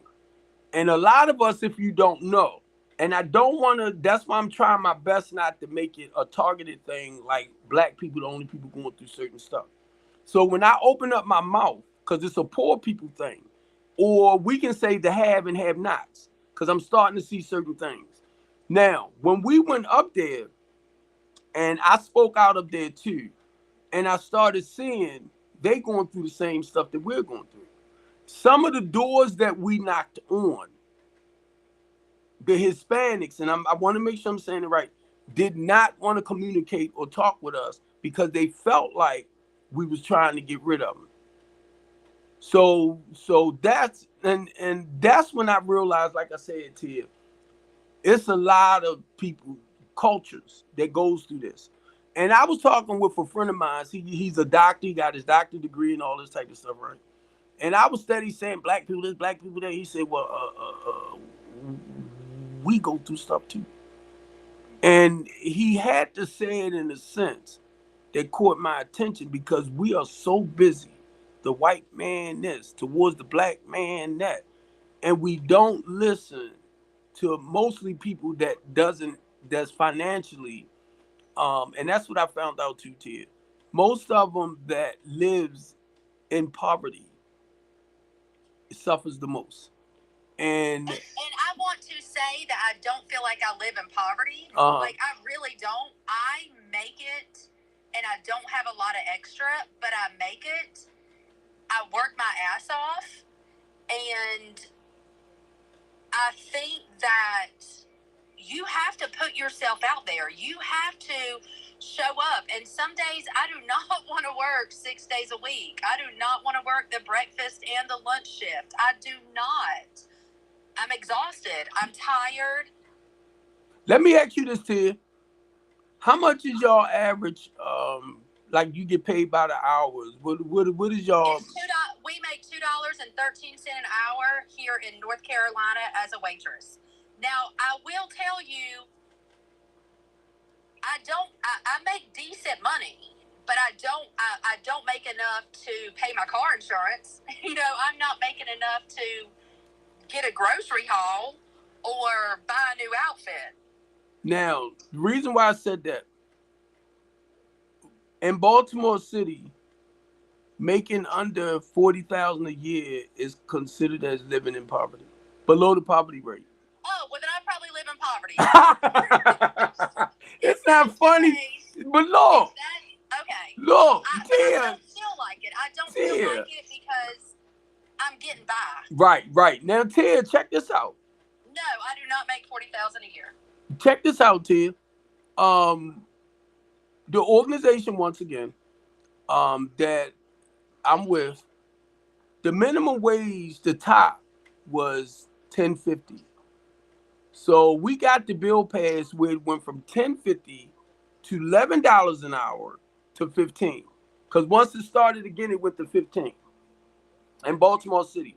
So the minimum wage now in Baltimore City is $15 an hour. For a server? No, I'm talking about for a regular job.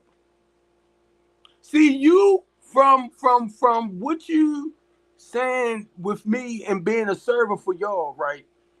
Making that an hour, and you didn't add in the tips or nothing like that. I know, and you're exactly right. And like I said, I am surviving, but I'm telling you, not thriving.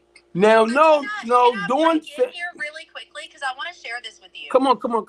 It sounds like you have an organization that you're working on, or that sounds pretty awesome with recovery. And I wanted to tell you, and I don't know if you have a pen and paper, but I wanted to tell you about a place here in North Carolina that is truly changing lives and that has an incredible program for addicts. It's actually where I went when I recovered. And I'll be honest and not even trying to be depressing, I relapsed recently, and that is what it is. 4.5 years sober, relapsed recently. It is what it is. Come on, keep talking. What? No. I'm just saying, keep talking. The program is in Raleigh, and it's called Healing Transitions. They have a men's and a women's campus. It's a long-term program. It is about a year to a year and a half, and they set you up. It's done in steps. They set you up in the beginning. It's a peer-ran program. So everybody that works there, for the most part, I'm going to say 90% have been through the program. It's a peer-ran program. You work your way up. They help you find a job. At the end of it, they help you find housing. They really try to set you up for success. Right. And as you know,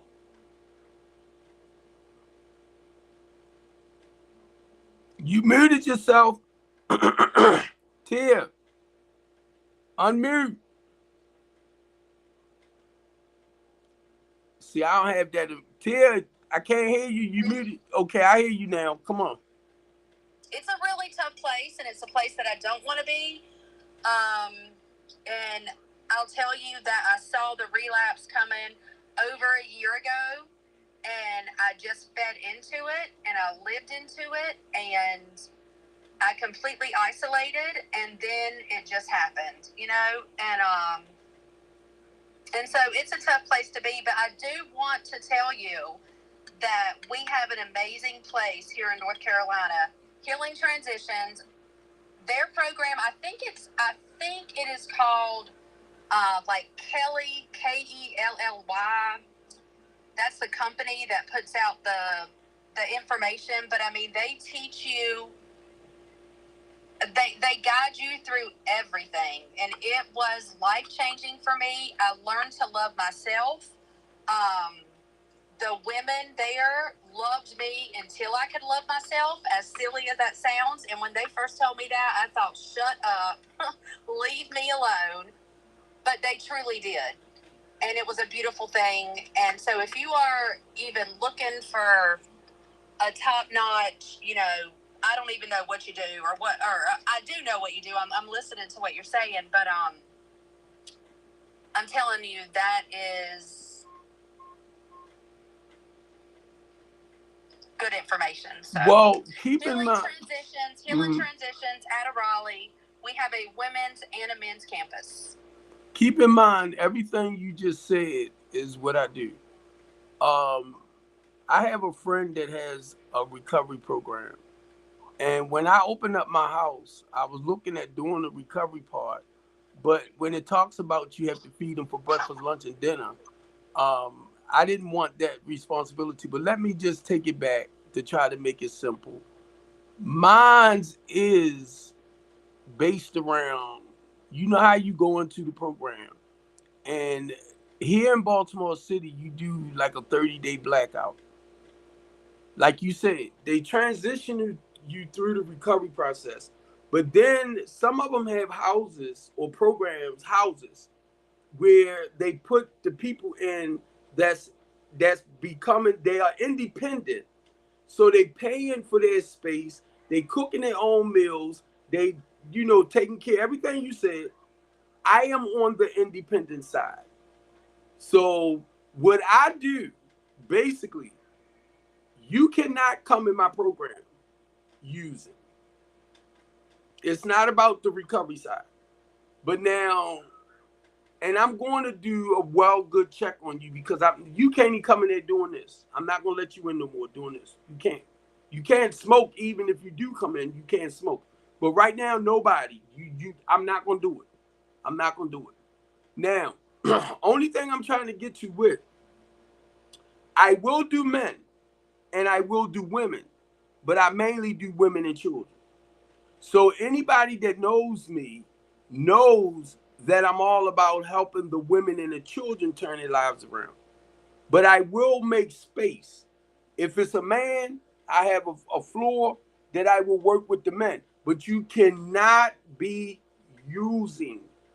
If you're using or anything of that nature, you go into a recovery program. I will wait once you come out, if you need the housing part of it, as far as being, learning to stand back on your feet, I got your back. I got your back. But no, I didn't want to do that. I have a lot of people I know that does that.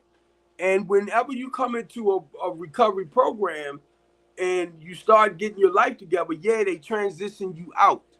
But some programs here in Baltimore City, they don't provide, like, once you transferring out into a house or apartment, they don't help you with that. So a lot of people tends to call me and they will tell me that they at such and such and such and such program and they'll be out in the next 30 days or so. So they want to make sure that once they graduate that program, they can step into at least a temporary program, because a lot of them are not working a regular job to make that money. Some of them are, but once you go out on your own to become independent, rent and all that type of stuff, you as a single person, and I can only repeat from the apartment complex I'm with, they want $8.99 for a 1-bedroom apartment, one bedroom bath. So if you don't have 3 times that amount to get into that apartment, they not gonna let you in. Then you got 2 bedrooms. They want $10.99. A lot of low to moderate income people cannot afford that amount of money right now. So for rent. So in my case, I have to get more agencies, rental programs that will help you subsidize for the rent that you pay, or to help cover you until you're able to cover that full amount of your own. And that's where I'm at in Baltimore City. And I try to get people, mainly before I go to the state and the government, I'm trying to get people that have finances abundantly and don't mind helping our people get back on their feet. And that's where the difficulty is running in that with me, because I don't get government funding and all that. So now, everything you said, except for the using part of it, is what my program, like the last ending of it, is what my program do. With the wraparound service and everything. If you want to get into electricity, we can get you into that. Plumbing, we can get you into that. HVAC, we can get you into that. Construction or whatever, heavy duty equipment, we can get you into that. Men, women, hairdressers, CNA. So what I do too, Tia, I have to reach out for programs that can get the funding to work with you. So I have a friend, and I know he don't mind because he pops up on here from time to time. He has a accredited program, and in his program, which is a career-minded type work, nursing and all that, I asked him, I said, well, how many programs do you have where you train people? He said 40. I was like, oh my God. But the thing with that, Tia, he explained to me too, that say like my clients, even the men now, even the men, because you have a worker by you signing up for the mental health program. He said if you have that type of worker that knows where that funding is at, they will pay for your course. I was like, thanks, because now I know what I can ask certain workers next. You know, are you familiar with the funding where they can get the proper help? Because his program is accredited, where they can be sent to his program. So now it's like with me, I've been working like right here, but it's getting to the point where I'm at this step right here, because now I have to look for the proper resources that will actually help them move to that next level in their lives, where they can become more independent.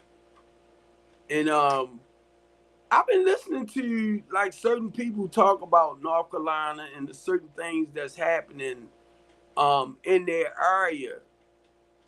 But you just open up my mind to a lot of other stuff as well. Well, what I will say is I don't know that you can just call up Healing Transitions and say, hey, tell me your deal. But I'm telling you, top-notch program.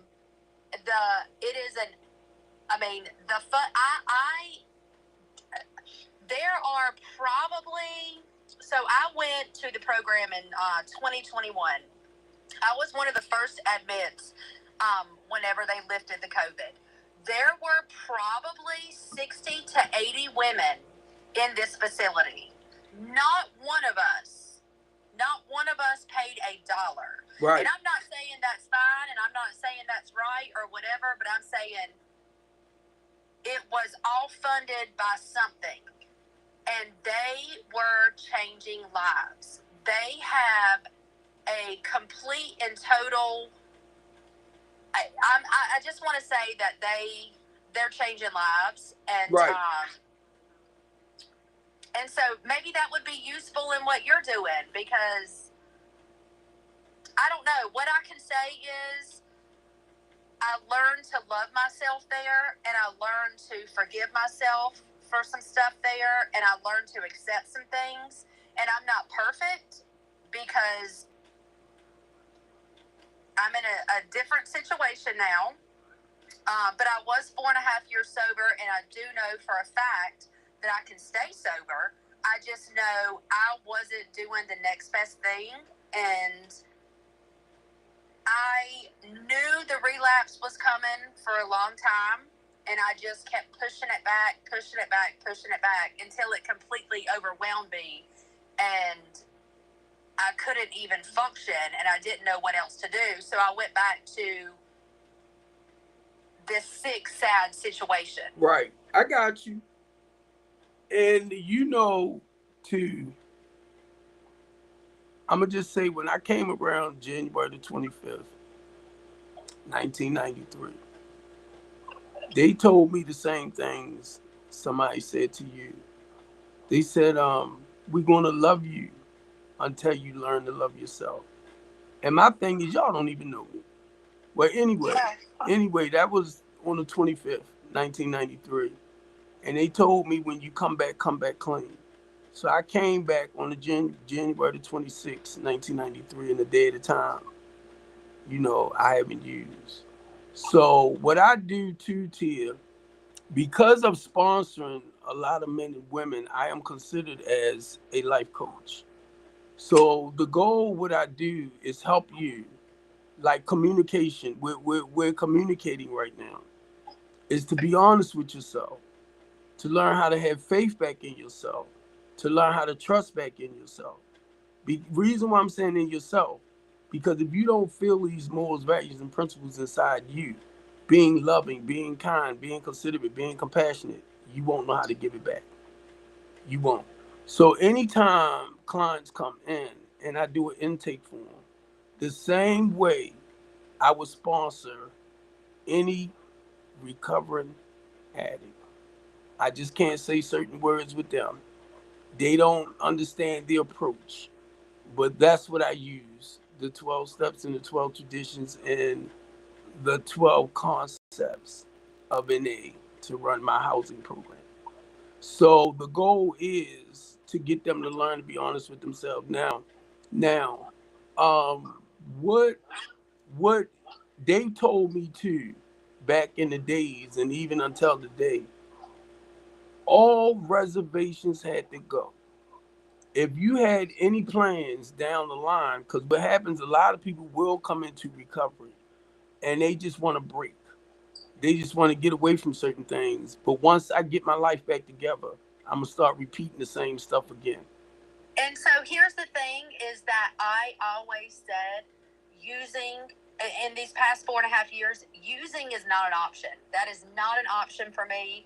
It's not even an option.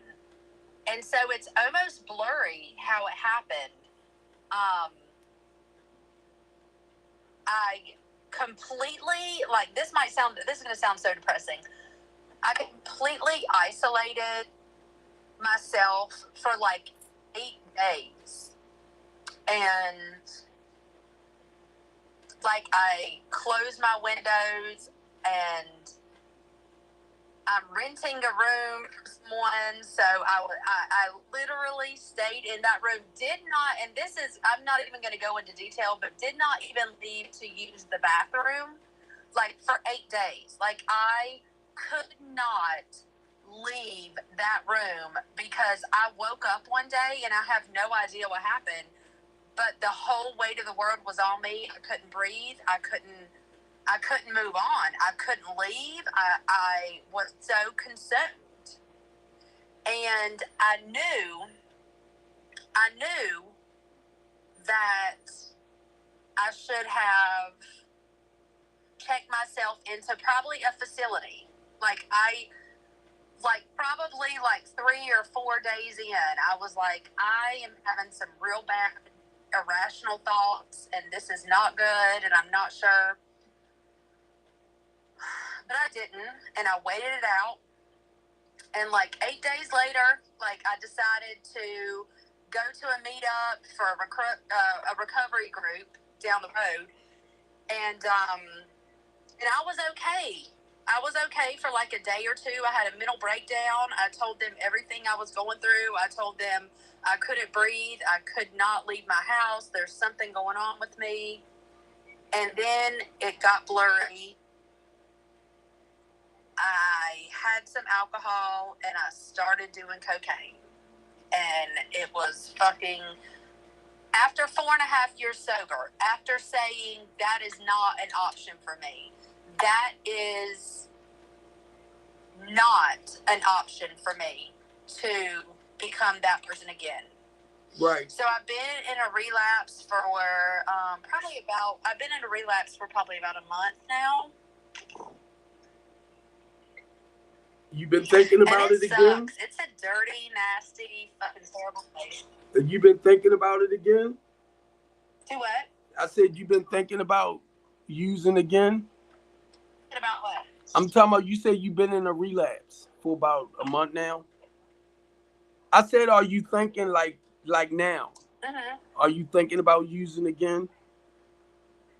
Oh, I will 100%. So here's what's happening. I'm 100% going to use again. I mean, just because I'm going to be honest and not, I'm going to be honest. I'm 100% going to use again. My family found out about it, and they have been, so I'm moving back home. I'm in Asheville, North Carolina. I'm moving back home. Let me share this with you before you go too far. To be with my sister and to try Wait a minute, Ted. And here's the thing, it's only been a month. Ted, hold up. Let me show you something. Can you see this picture right here?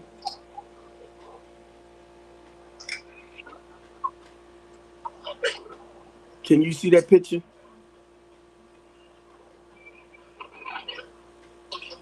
I don't see anything. You can't see the picture I have right here? That's my right feet. Did what? That's my right feet. My right foot. Okay, I can't see. All right. Is it too close? If I bring it back too far, you probably can't see it. That's why I had to bring it up close. Well, I'm gonna share this with you. I got my toe amputated.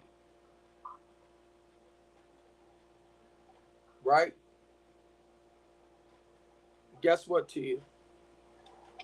As bad as that hurt and how it feels, I'm not picking up. I'm not picking up. When I made the decision over 32 years ago, a day at a time. And you know what? Like, and I understand that and I respect that, but I also think that, and maybe it has something to do with mental health, genetics, or I don't know what it has to do with, but I'm telling you, like, it feels like there are 1,000 pounds of bricks on my chest, and I cannot breathe, and I can't sleep. Like, I'm not sleeping.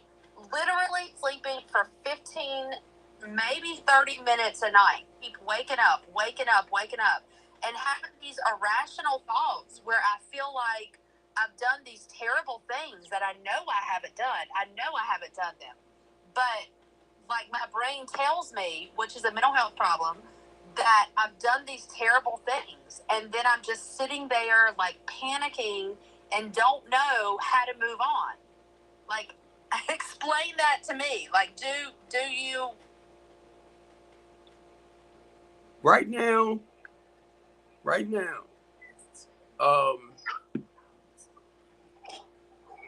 and I have to realize that you dealing with a lot of psychological issues right now. Uh-oh. Uh-oh. God dang it. They stopped the live.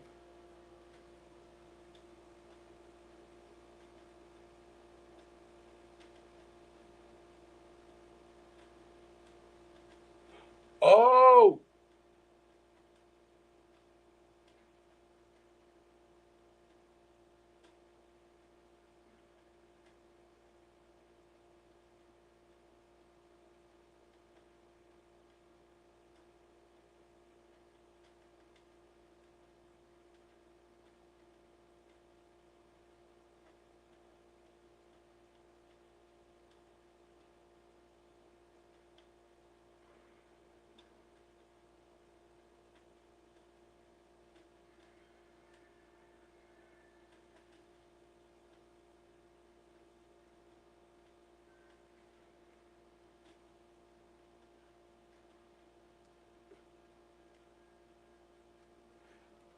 They stopped the live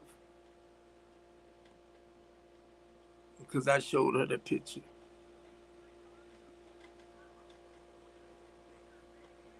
Didn't I tell y'all? See, that's the only thing I don't like about TikTok, because it's like they straight in your face.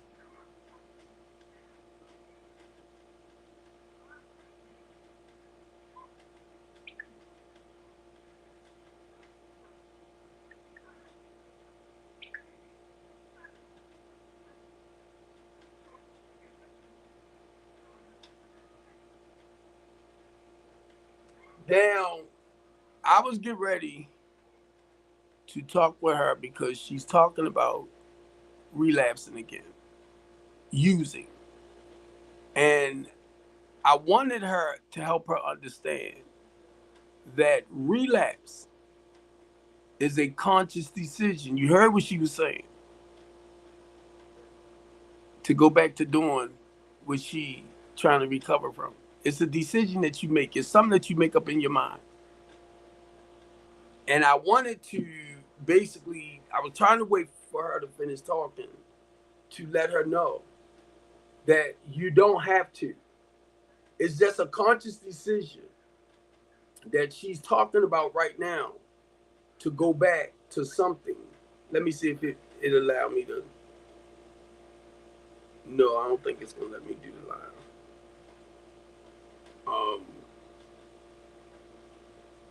Until they look at that thing. But that's not why I wanted to go back. I wanted to actually couldn't download the clip. I wanted to actually talk about show some clips. But I ain't pressed. I ain't pressed. It's very depressing though, dealing with TikTok, because I feel like certain things. Everybody's talking about this TikTok stalker, and I couldn't figure out how to do it. They just blocked the way I couldn't even feed the woman. But yeah, that that amazed me. Just hearing what she was saying about where she at, how she feel, and the point that she looking at picking up again, using. And that's why I shared the part when I first came around. Um, they talked about reservations. So reservations are those things that tends to interfere with our recovery as well, because we have the thoughts, the constant thoughts of using, because it starts here. You can think about it all day long. Just when you go to pick it up, now you acted out on the compulsion of it, or you're soon to be caught up in it, but you're acting out on the thought. That's why we talk about the obsession and the compulsion, and that's an addiction. And what I was trying to explain to her too, the fentanyl, which I can share over here because I'm not on TikTok, here in Baltimore City, fentanyl is something that was made in a lab. Anytime you have something, and the way they was talking about, is 10 times stronger than heroin itself, the fentanyl. And it talked a little bit about just a little teeny bit can take you down. So she might not look at it like that here, but over there. But when we started looking at the fentanyl, and then you look at everything else that's going on around, the fentanyl was designed just like the heroin in a sense, or I'm trying to think of one that they created to actually take you out. But the fentanyl was designed for you to get high, but it actually overdid it. That's why you have a lot of people that passed away from the fentanyl and the opioid epidemic. And the way we look at it here in Baltimore City, it was poured into the black community.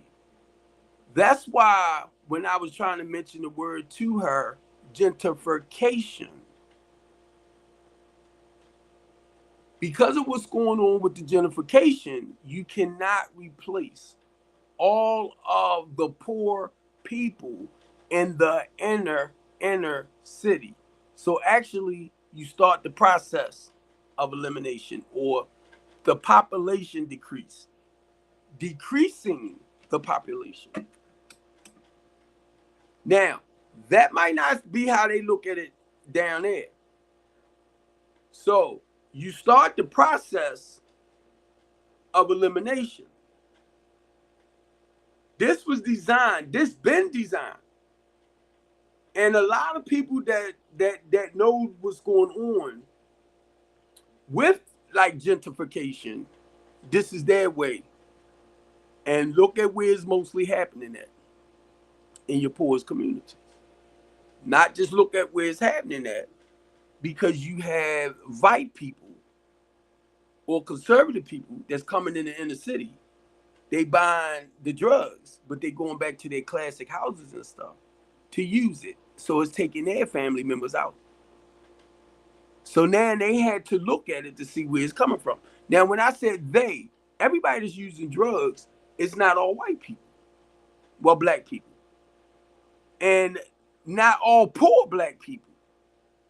Because when I hear somebody say something about they was getting high for a while, right? Well, let me make sure I say it right, because I got to run to the bathroom. Let me run to the bathroom and take a leak first.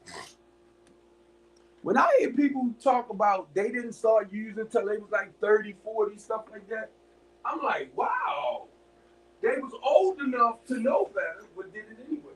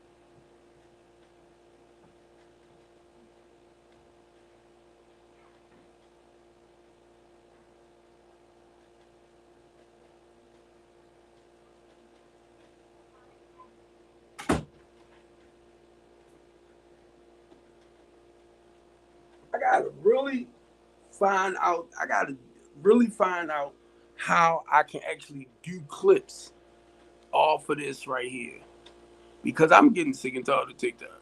Because that was my whole goal of going on TikTok, so I can post some of the stuff I'm talking about in small clips.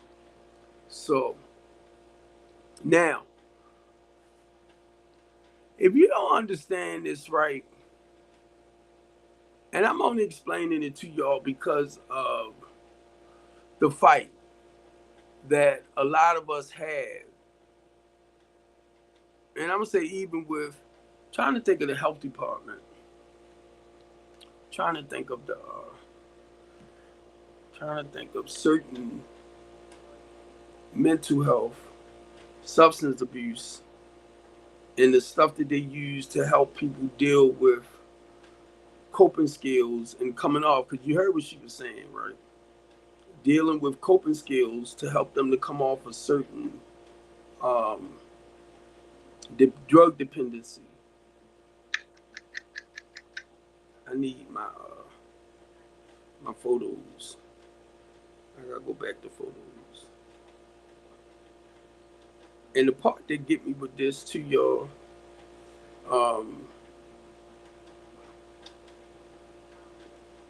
I kind of moved away from this, talking about this because of the housing program. So I'm looking at the opioid, right? And now once again, I have a better understanding of the opioid and the opioid use. I didn't do this deep of a research when we was all fighting, to reduce a lot of the fentanyl and the opioid epidemic. So many people losing their lives. So I wasn't doing as deep of a search. And this is what it started saying.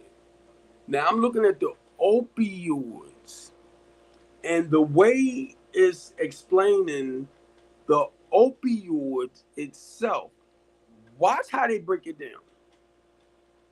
Are a class of drugs that can be derived from the opium poppy plant, or synthetically made to mimic the natural substance. So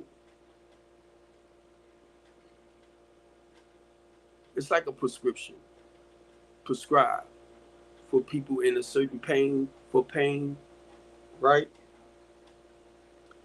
The brain works by triggering, look at this, the release of endorphins. When I started reading this, he might break my neck, but it took me back to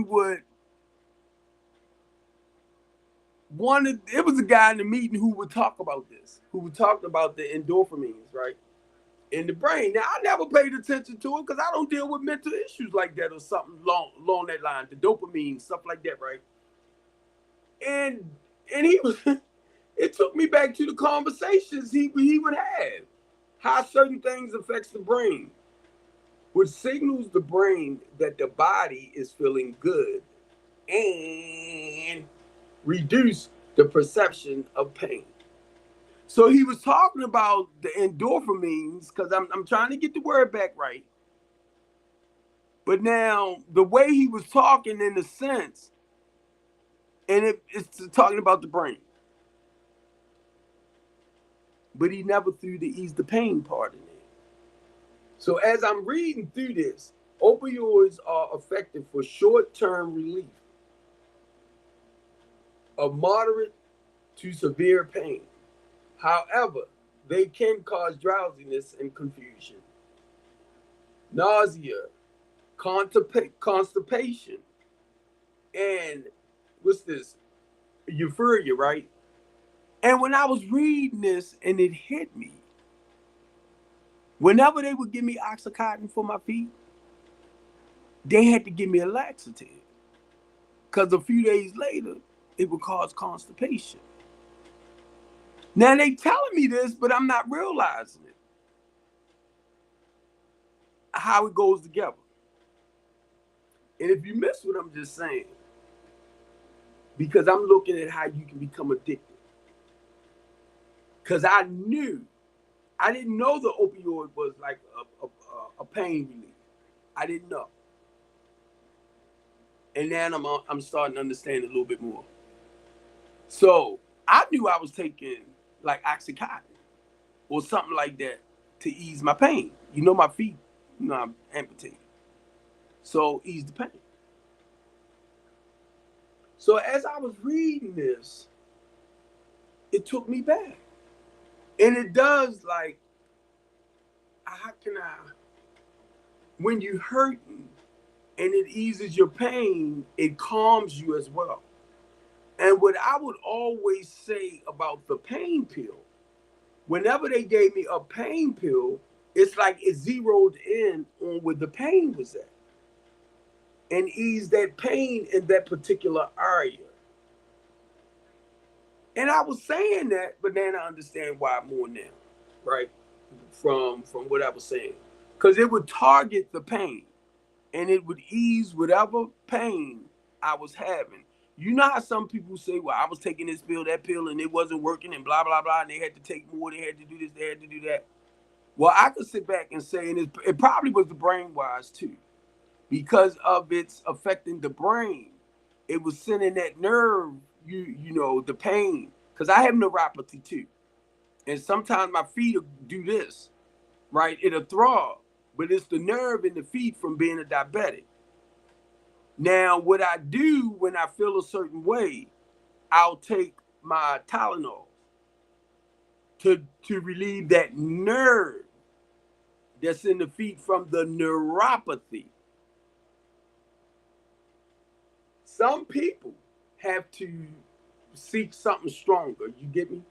Because certain things don't work for them. But what I'm looking at, and I'm looking at the word opioid. What kind of drug is an opioid? Opioids are a class of natural, semi-synthetic, and synthetic drug. It's actually a drug that includes both prescription, medication, and illegal drugs like heroin. Now, as a recovering addict, that don't feel right to know as a recovering addict, I'm putting heroin. And I wasn't a real heroin user. I didn't care for heroin. That's all I'm saying. I was a speedballer, but I liked the cocaine more. So it's just taking me back to a lot of stuff as well. It's a prescription medication such as oxycodone. Remember, I was trying to say that I said Oxycontin, right? But the oxycodone, you can tell I ain't used to certain shit. The oxycodone, and Oxycontin. It does say Oxycontin too. It's the oxycodone, and then in parentheses, it's the Oxycontin. It just sounds like something we call it on the street. And then it's a hydrocodone and Vicodone, morphine, codeine, fentanyl, and others are mainly used for the treatment of pain.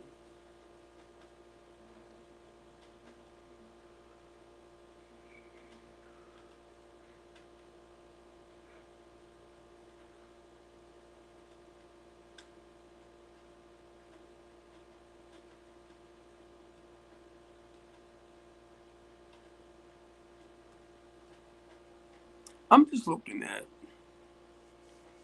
how they giving us stuff.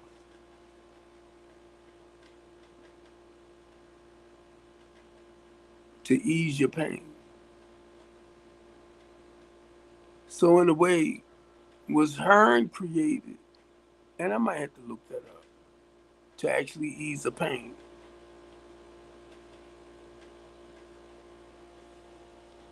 I never looked at it like that.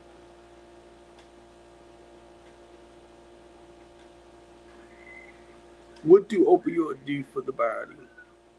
Opioid, opioids trigger the release of endorphins. I was going to say endorphins. They will tell your brain that you feel good. Remember, I just said how it's like I'm looking at my feet and I'm hurting at the feet, but once they give me that pill or whatever, I notice the pain not as great as it used to be, as it was at first. It's less likely that you'll feel pain.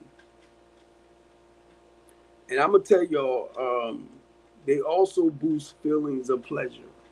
And I'm gonna tell y'all, because I gotta look back at my feet, right? I was hurting real bad. And I could not wait. And I don't know if it was the Oxycontin or it was this shot that they gave you, but I knew once they gave me that shot, I was not going to feel the pain in my feet no more like that. But one thing I knew too, I couldn't continue taking it. Because at the time when I was hurting, right, and I needed that pain ease right then and there, and they gave me the shot, it was like a couple of minutes later, I felt I wasn't feeling nothing.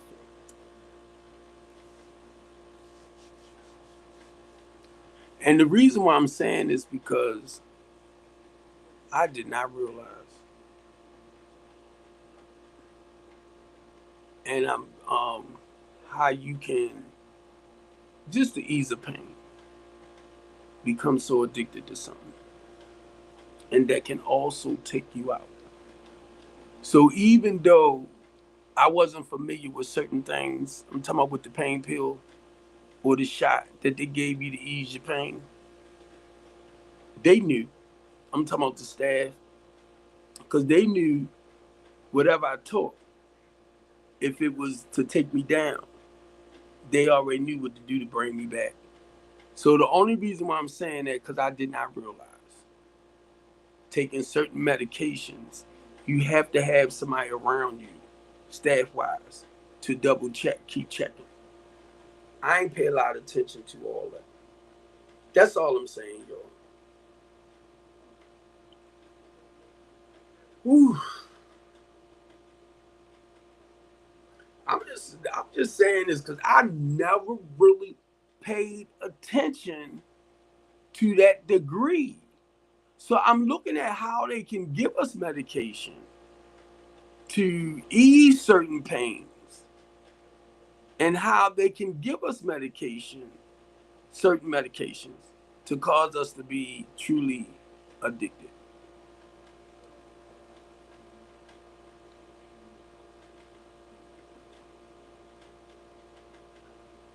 Here are some of the facts about Narcan, Naloxone, reverse overdose.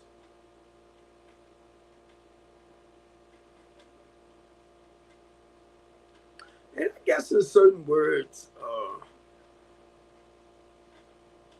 when I'm looking at that they're giving us certain things too, is I'm looking at the profiting part, the making money part. That's what I'm looking at. All for other people. Excuse me, y'all. And that's what I'm looking at, y'all. I'm just looking at, and mainly for what I'm seeing right now that's happening. People overdosing. And they putting certain things in the community just causing people to OD. Then it could just be whatever, drug they taking. and might not have nothing to do right now with the drugs that's being added to it.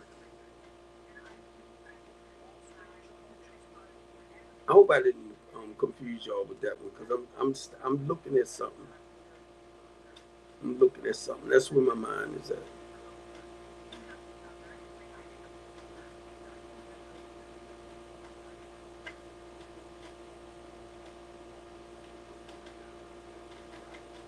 I'm just looking at people profiting off of the people's pain and misery. And because I deal with total abstinence, right? You have people, and I'm talking about the using part, that will go into these facilities and don't have a problem going through the withdrawals. Because they know in order for them to come off of certain things, you got to stop putting that poison in you and go through what you need to go through, feel what you got to feel. And that's the way I'm used to people getting clean and staying clean. Not taking a drug that supposedly ease and the withdrawals, stuff like that, right? That's what I'm looking at.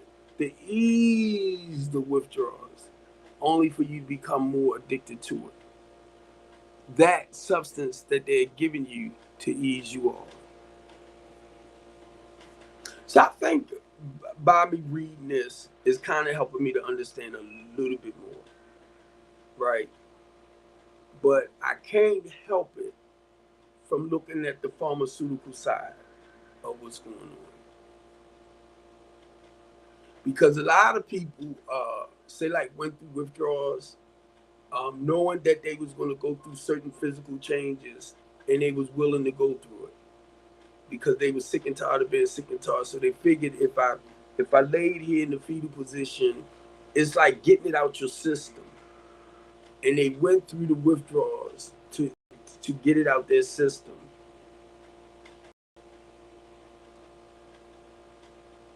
And that's to go back to say time has really changed.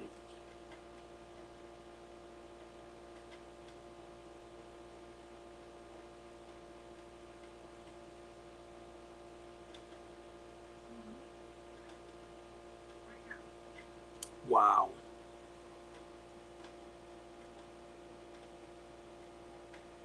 I don't know why, but it's something that I have to do Monday.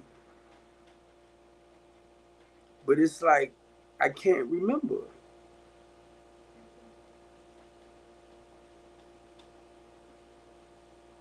And it might not be nothing, but it's just it just keep hitting me. It's something that I gotta do. I know Tuesday, um, to go down to this program, but it's something tomorrow. Well, it's already tomorrow. Later during the day that I have to do, and I can't remember what it is. I can't. It's not popping in my head, so I don't want to say. It might not be that important. Real simple. It's probably nothing important, but for some reason, it's like in my spirit. It's something I'm supposed to do tomorrow, and I'm not in a major hurry to. We already got that.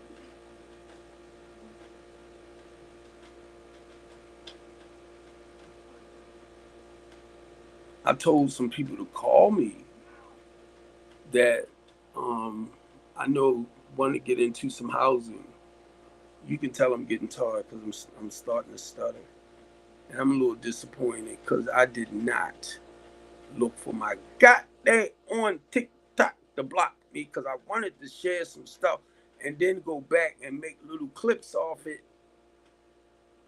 So I just get sick and tired of that, man. That was the first time they blocked me. Said I can't come back on for a few days. And it showed the picture of my feet. Just because I showed the picture.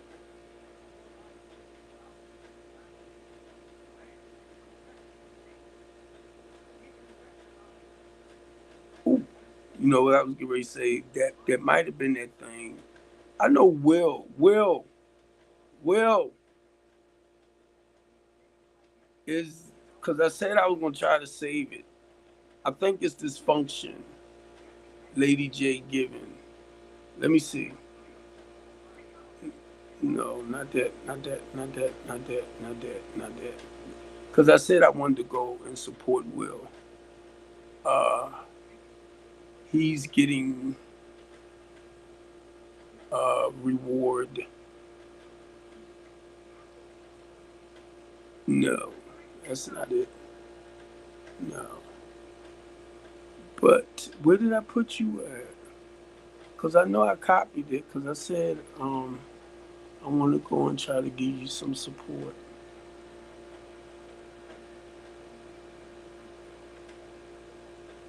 See, y'all make me feel like what I do is like it don't matter. So I probably would tell y'all no anyway. I'm just saying. I see all this other stuff everybody doing, getting rewards, certificates, and hibla, habla, hooblas, and make me feel like uh, what I do don't have no merit. But that's my selfish bull jump.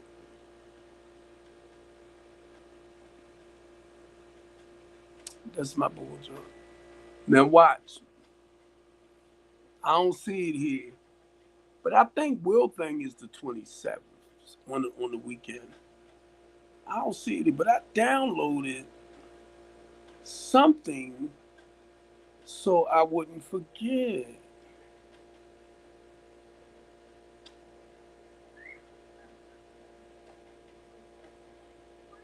It was somebody's, if I'm not mistaken, it was somebody's event. But I'm thinking it's the event that Will's supposed to be getting his um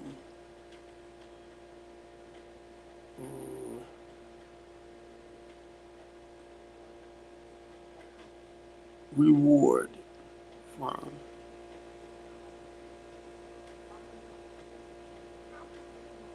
Come on, because you shouldn't be that far in here. Shouldn't be that far.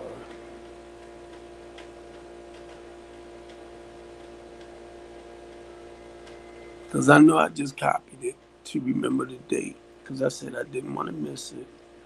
Although we've been communicating through texting and all that type of stuff, I haven't seen Will in a while.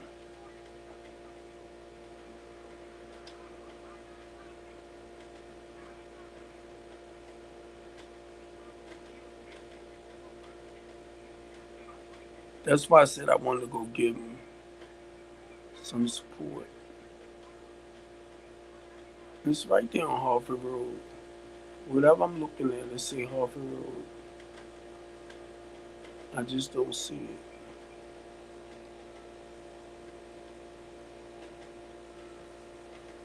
I'm just looking at the date. So yeah, family, I am going to get ready to get off. And I try not to get tangled up in that too much. Because, you know, sometimes we do what we do and we look for accolades. And I don't want to get too caught up in something like that when my goal is to help our people. And some people will recognize what you do and some people just don't care.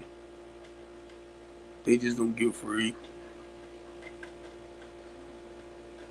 And in my mind and in my heart, I feel as though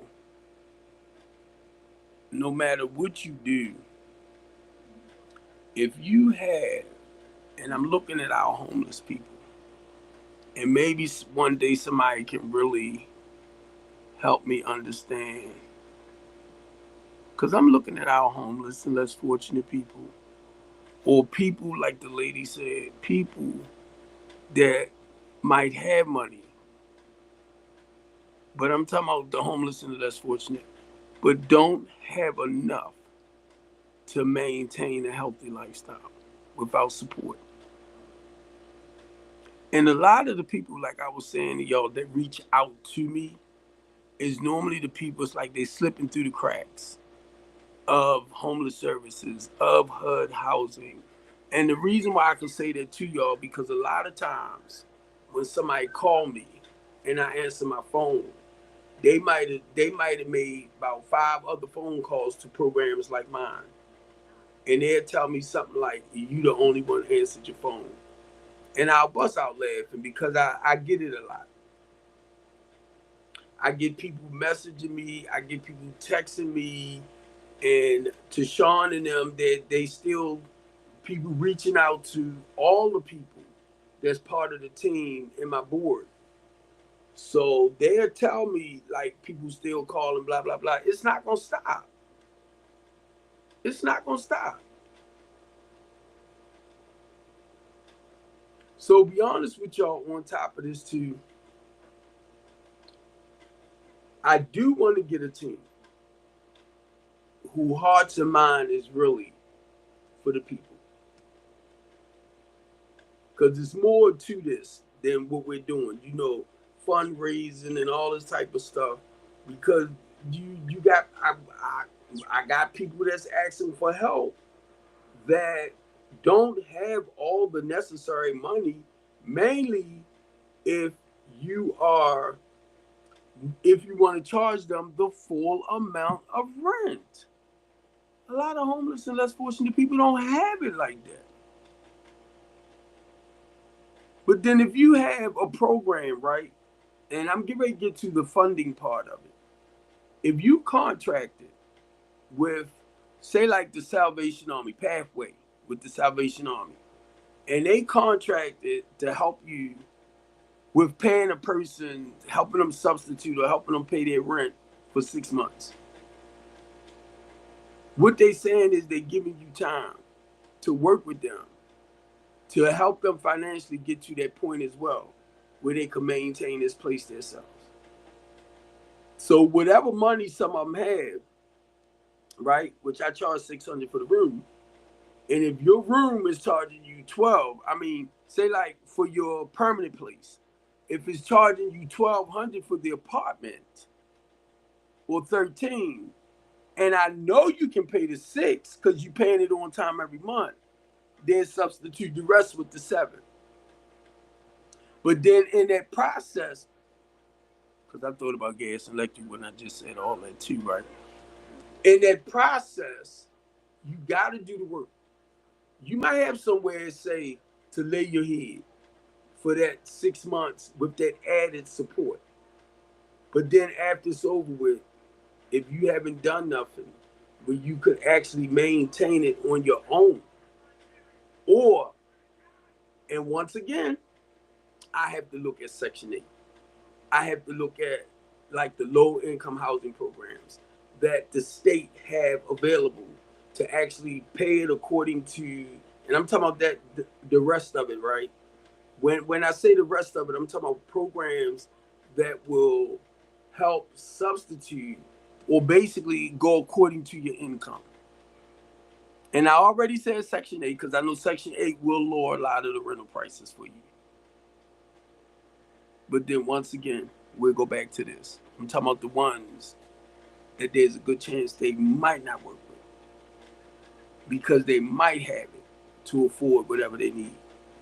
That's why I have to reach out to so many different programs. I don't have to, but when you're looking at the people that's going to need that longer assistance and stuff like that, and I just want to make sure whoever I bring in, like I said, is temporary, right?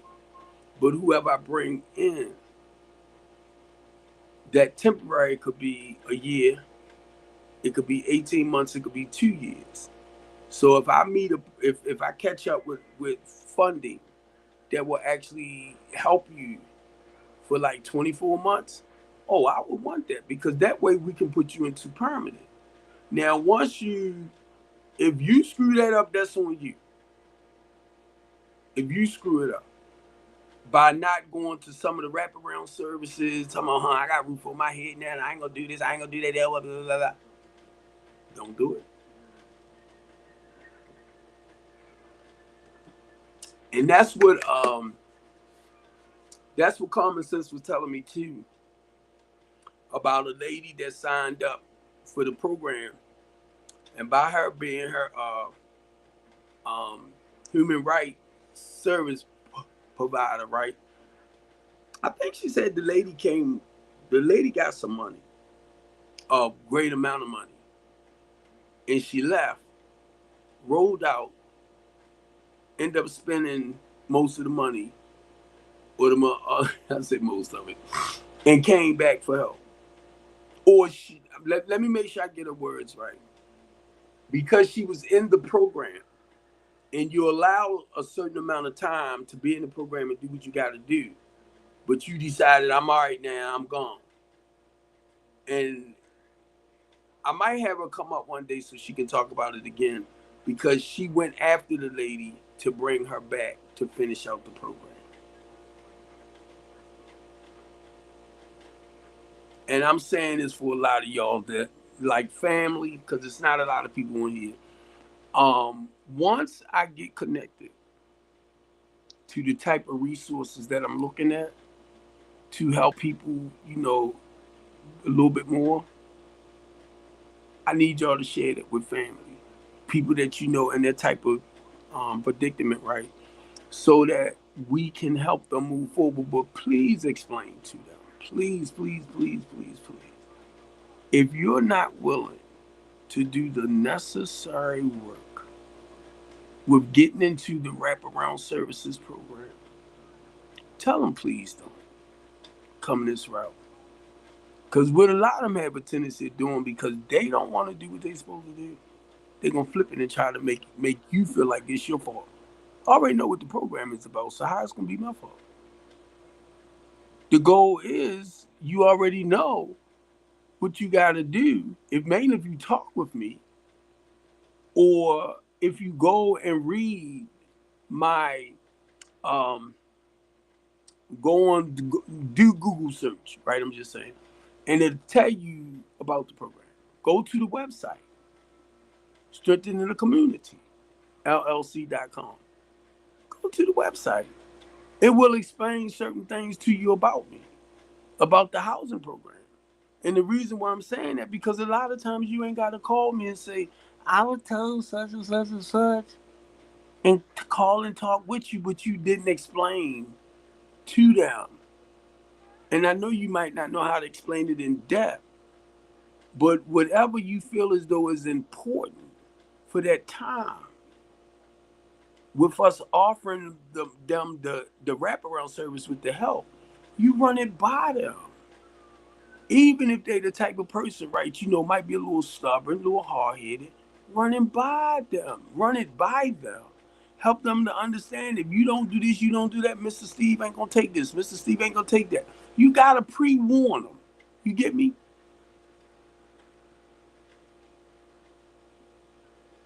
And I don't like to do that to people, but because of the phone calls I might get, the messages I might have to answer, it wears me down.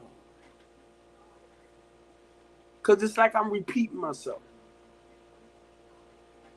And if you talking to, say, like about 10 people a day, I'm going to use that as an example, and you trying to explain to them about the program. So basically what I'm trying to do now, family, is keep stuff real goddamn simple, because y'all know I could talk. Y'all know I talk. So I'm trying to keep it simple. And one day I'll get there where I could just, maybe a minute and explaining certain things. Or I can get somebody, because I'm thinking like professionally, and they can break it down simple and fast. And I'm thinking about doing videos too. Say like somebody come to the building, and I have a room where you go sit in. And it could be a few of y'all coming at a certain time together. I'll play a video so you will understand what you are coming into. So eventually I'm gonna do all of that.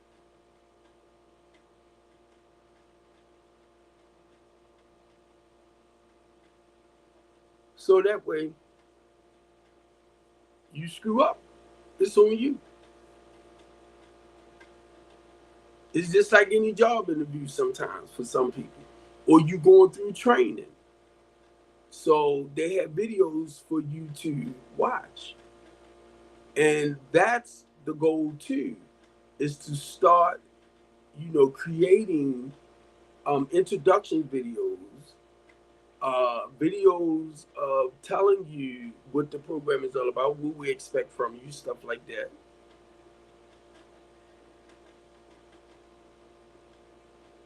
So that way you can't never say nobody tell you this, then nobody tell you that.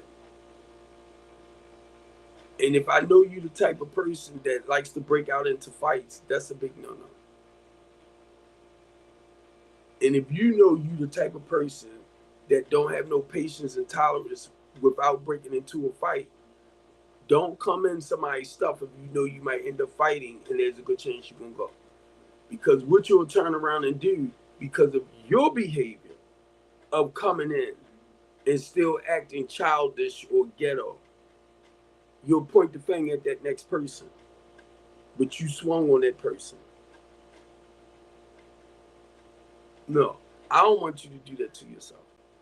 I don't even want you to challenge me to the point where physically you didn't, swung on somebody, and then I gotta let you go.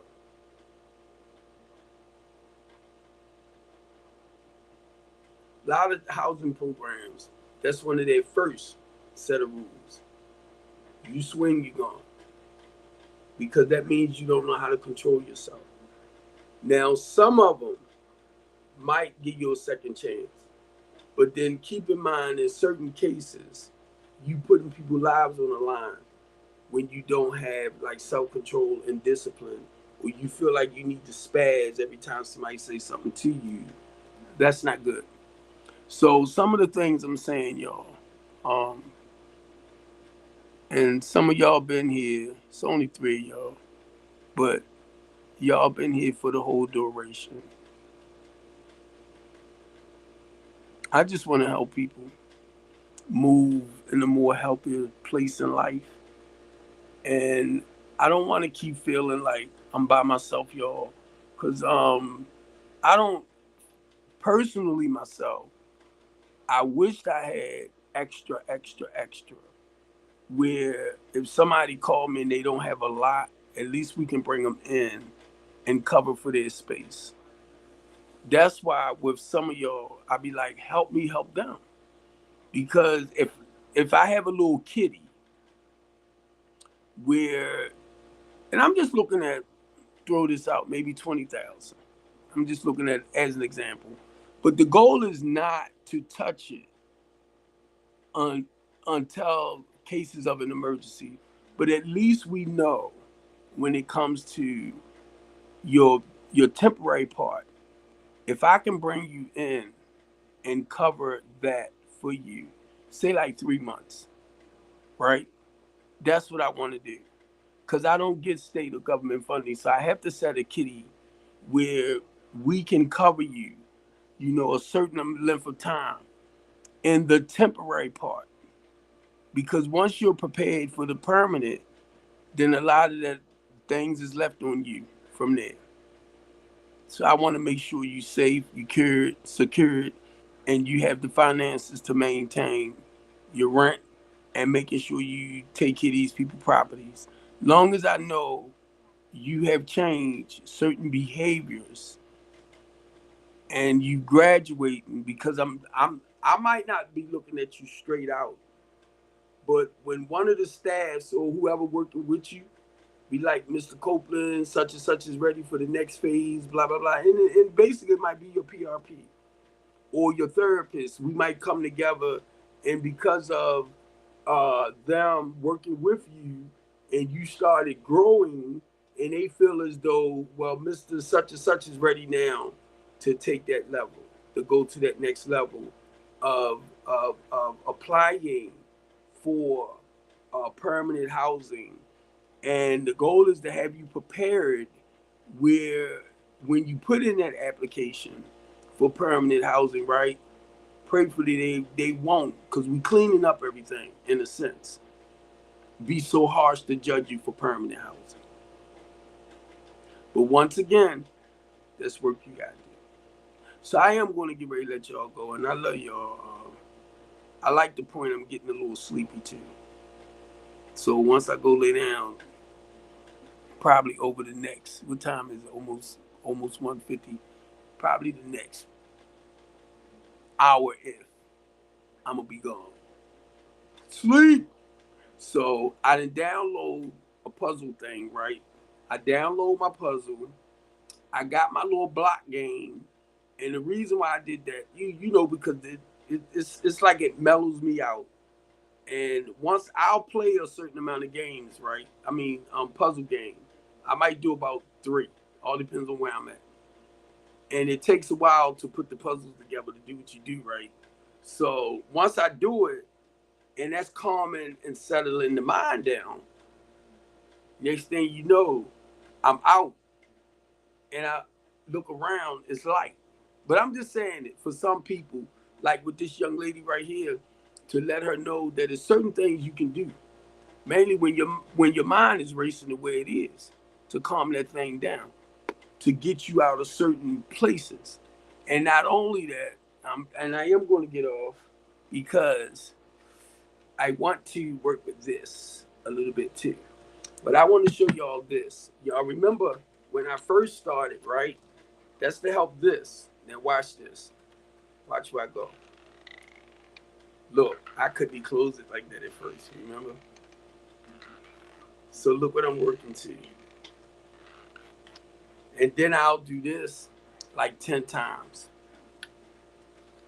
And then I'll do this. I got to bring it here, and I'll bring it back about 10 times. Then I'll switch it to the other side about 10 times. Then I'll go here with it about 10 times. Do I have it pointed right? Because no wonder it was so tight, because I was doing the back side. See, watch this. See, I got to make sure. Remember, I couldn't close it like this at first. And it's hurting right now. It's starting to hurt. But I'll do that.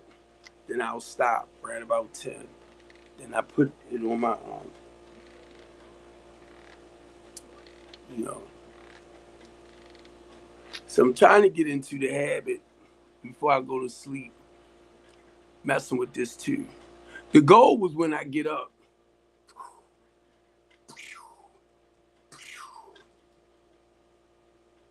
It's the consistency. Because I might get up early in the morning. Don't touch it.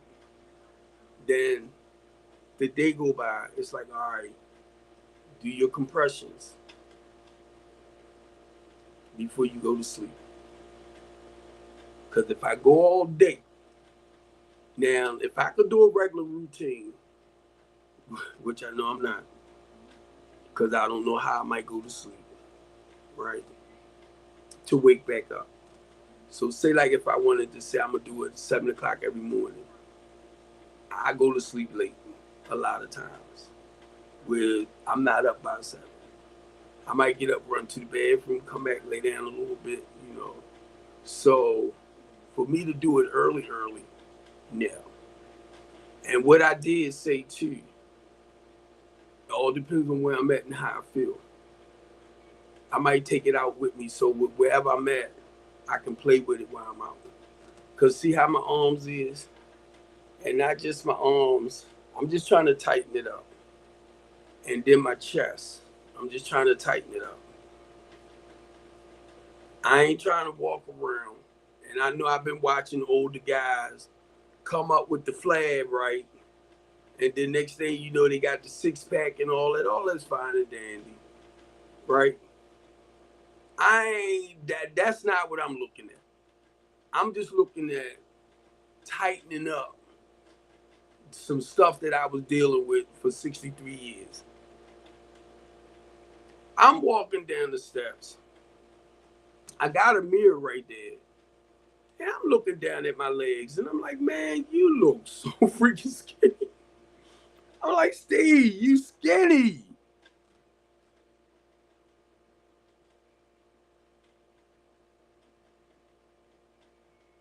I'm like,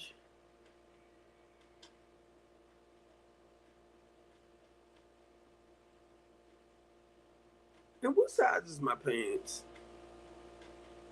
Because I've been ordering some pants from Temu. They like sweatpants, but they look like dress pants. They got the little, tie, but they look like dress pants. So I can play with that. You get me? Like, nice old pair of shoes and, socks and blazer or vest. You'll never know. Unless you have something for yourself. You'll never know. And it's not real expensive. So I'm just looking up at ways and means because of the way I like to wear colors and this, designs, rabbits, polka dots, squares, stuff like that, right? A lot of that stuff like that, just over the years, and that came from a fashion show. Let me make it real simple.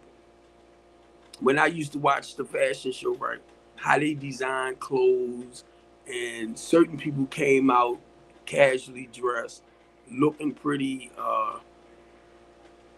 something a lot of us won't wear. And then shoes that I order, right? The average, if I run into somebody in Baltimore City, I ain't gonna run into too many people that have the shoes that I have. And I order my stuff from Temu. So a lot of people ain't for all that. So I was picking with my son the other day, and he come talking about, yeah, cause I look nice, but it's not expensive stuff. And when he was making a statement, he was making a statement based around expensive stuff. I'm like, I ain't going to spend no money like that. I ain't gonna be going out there spending no money. Um, $2,000 on a goddamn going pair of Gators when I can throw on something that makes your Gators look like mutts. Come on, cause you spent $2,000 for Gators and you want to brag about it, and it's like the same shoes you put on. I can put on something. Might not be expensive as your shoes, but I can guarantee you it's gonna look better than your shoes. And that's what I started realizing. People spend all this money on outrageous stuff. And it all depends on how you dress. Who's itching? It all depends on how you dress, right? And how you carry it. I'm not gonna outdress just about anybody. Only reason why I'm saying that, because I know my taste. I know my taste, and I know how I do as a man and how I carry it. And I'm talking about representing, you know, myself, life, whatever situation I'm approached with. And when I say situation I'm approached with, that means going out somewhere, dealing with our elite. So I'm not just going to pop up looking any kind of way. I'm not. And I watch a lot of people, and I know they got money and stuff. And a lot of them, like I'm amazed now when I see people like Brandon Scott now. Brandon Scott got on tennis with a suit. I'm like, hey, you know, ooh. I'm telling you, this neuropathy is a joke, man. Got their own feet. Neuropathy. But yeah, I gotta go down because I got a callus on the bottom of my feet. So I need to go down there and let them check it. I just haven't been going. I've been cleaning it, but I need to get my butt down to the emergency room before it end up getting infected. And then I be up here crying later, talking about I gotta get my feet operated on again. You know. Um, so I've been procrastinating with that, and I need to stop. I really need to stop.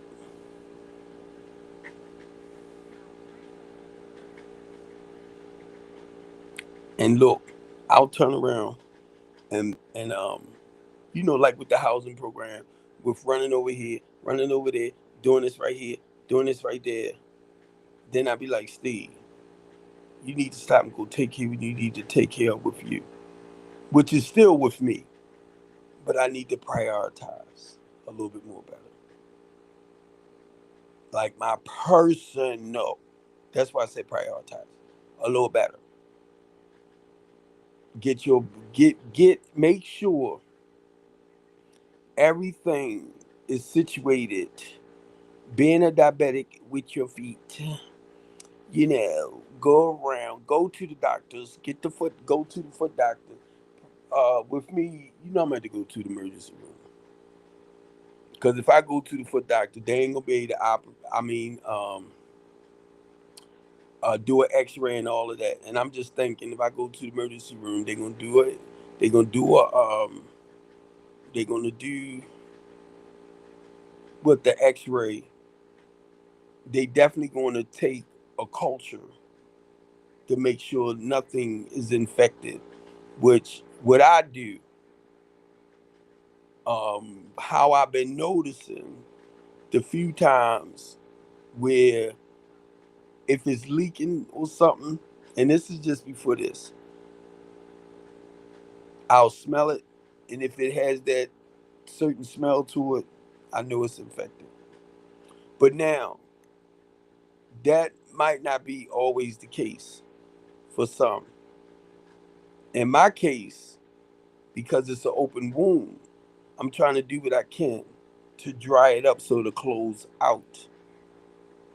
It's an open wound, and that's what it was talking about with the callus, right?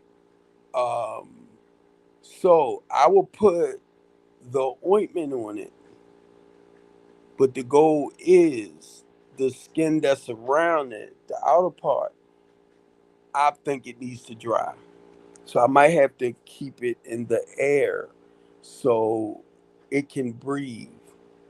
And 9 times out of 10, they might tell me that. And then on top of that, um, I'll put my shoes on my tennis on. And once I do, my feet feels a lot better because this is cushiony, right? Compared to if I put my Croc on. But if I put which is more roomy too. But if I put a pair of tennis on or whatever, I can walk around the way I want. But it's the pressure that I'm putting on it. And that's what I started realizing. It's the pressure.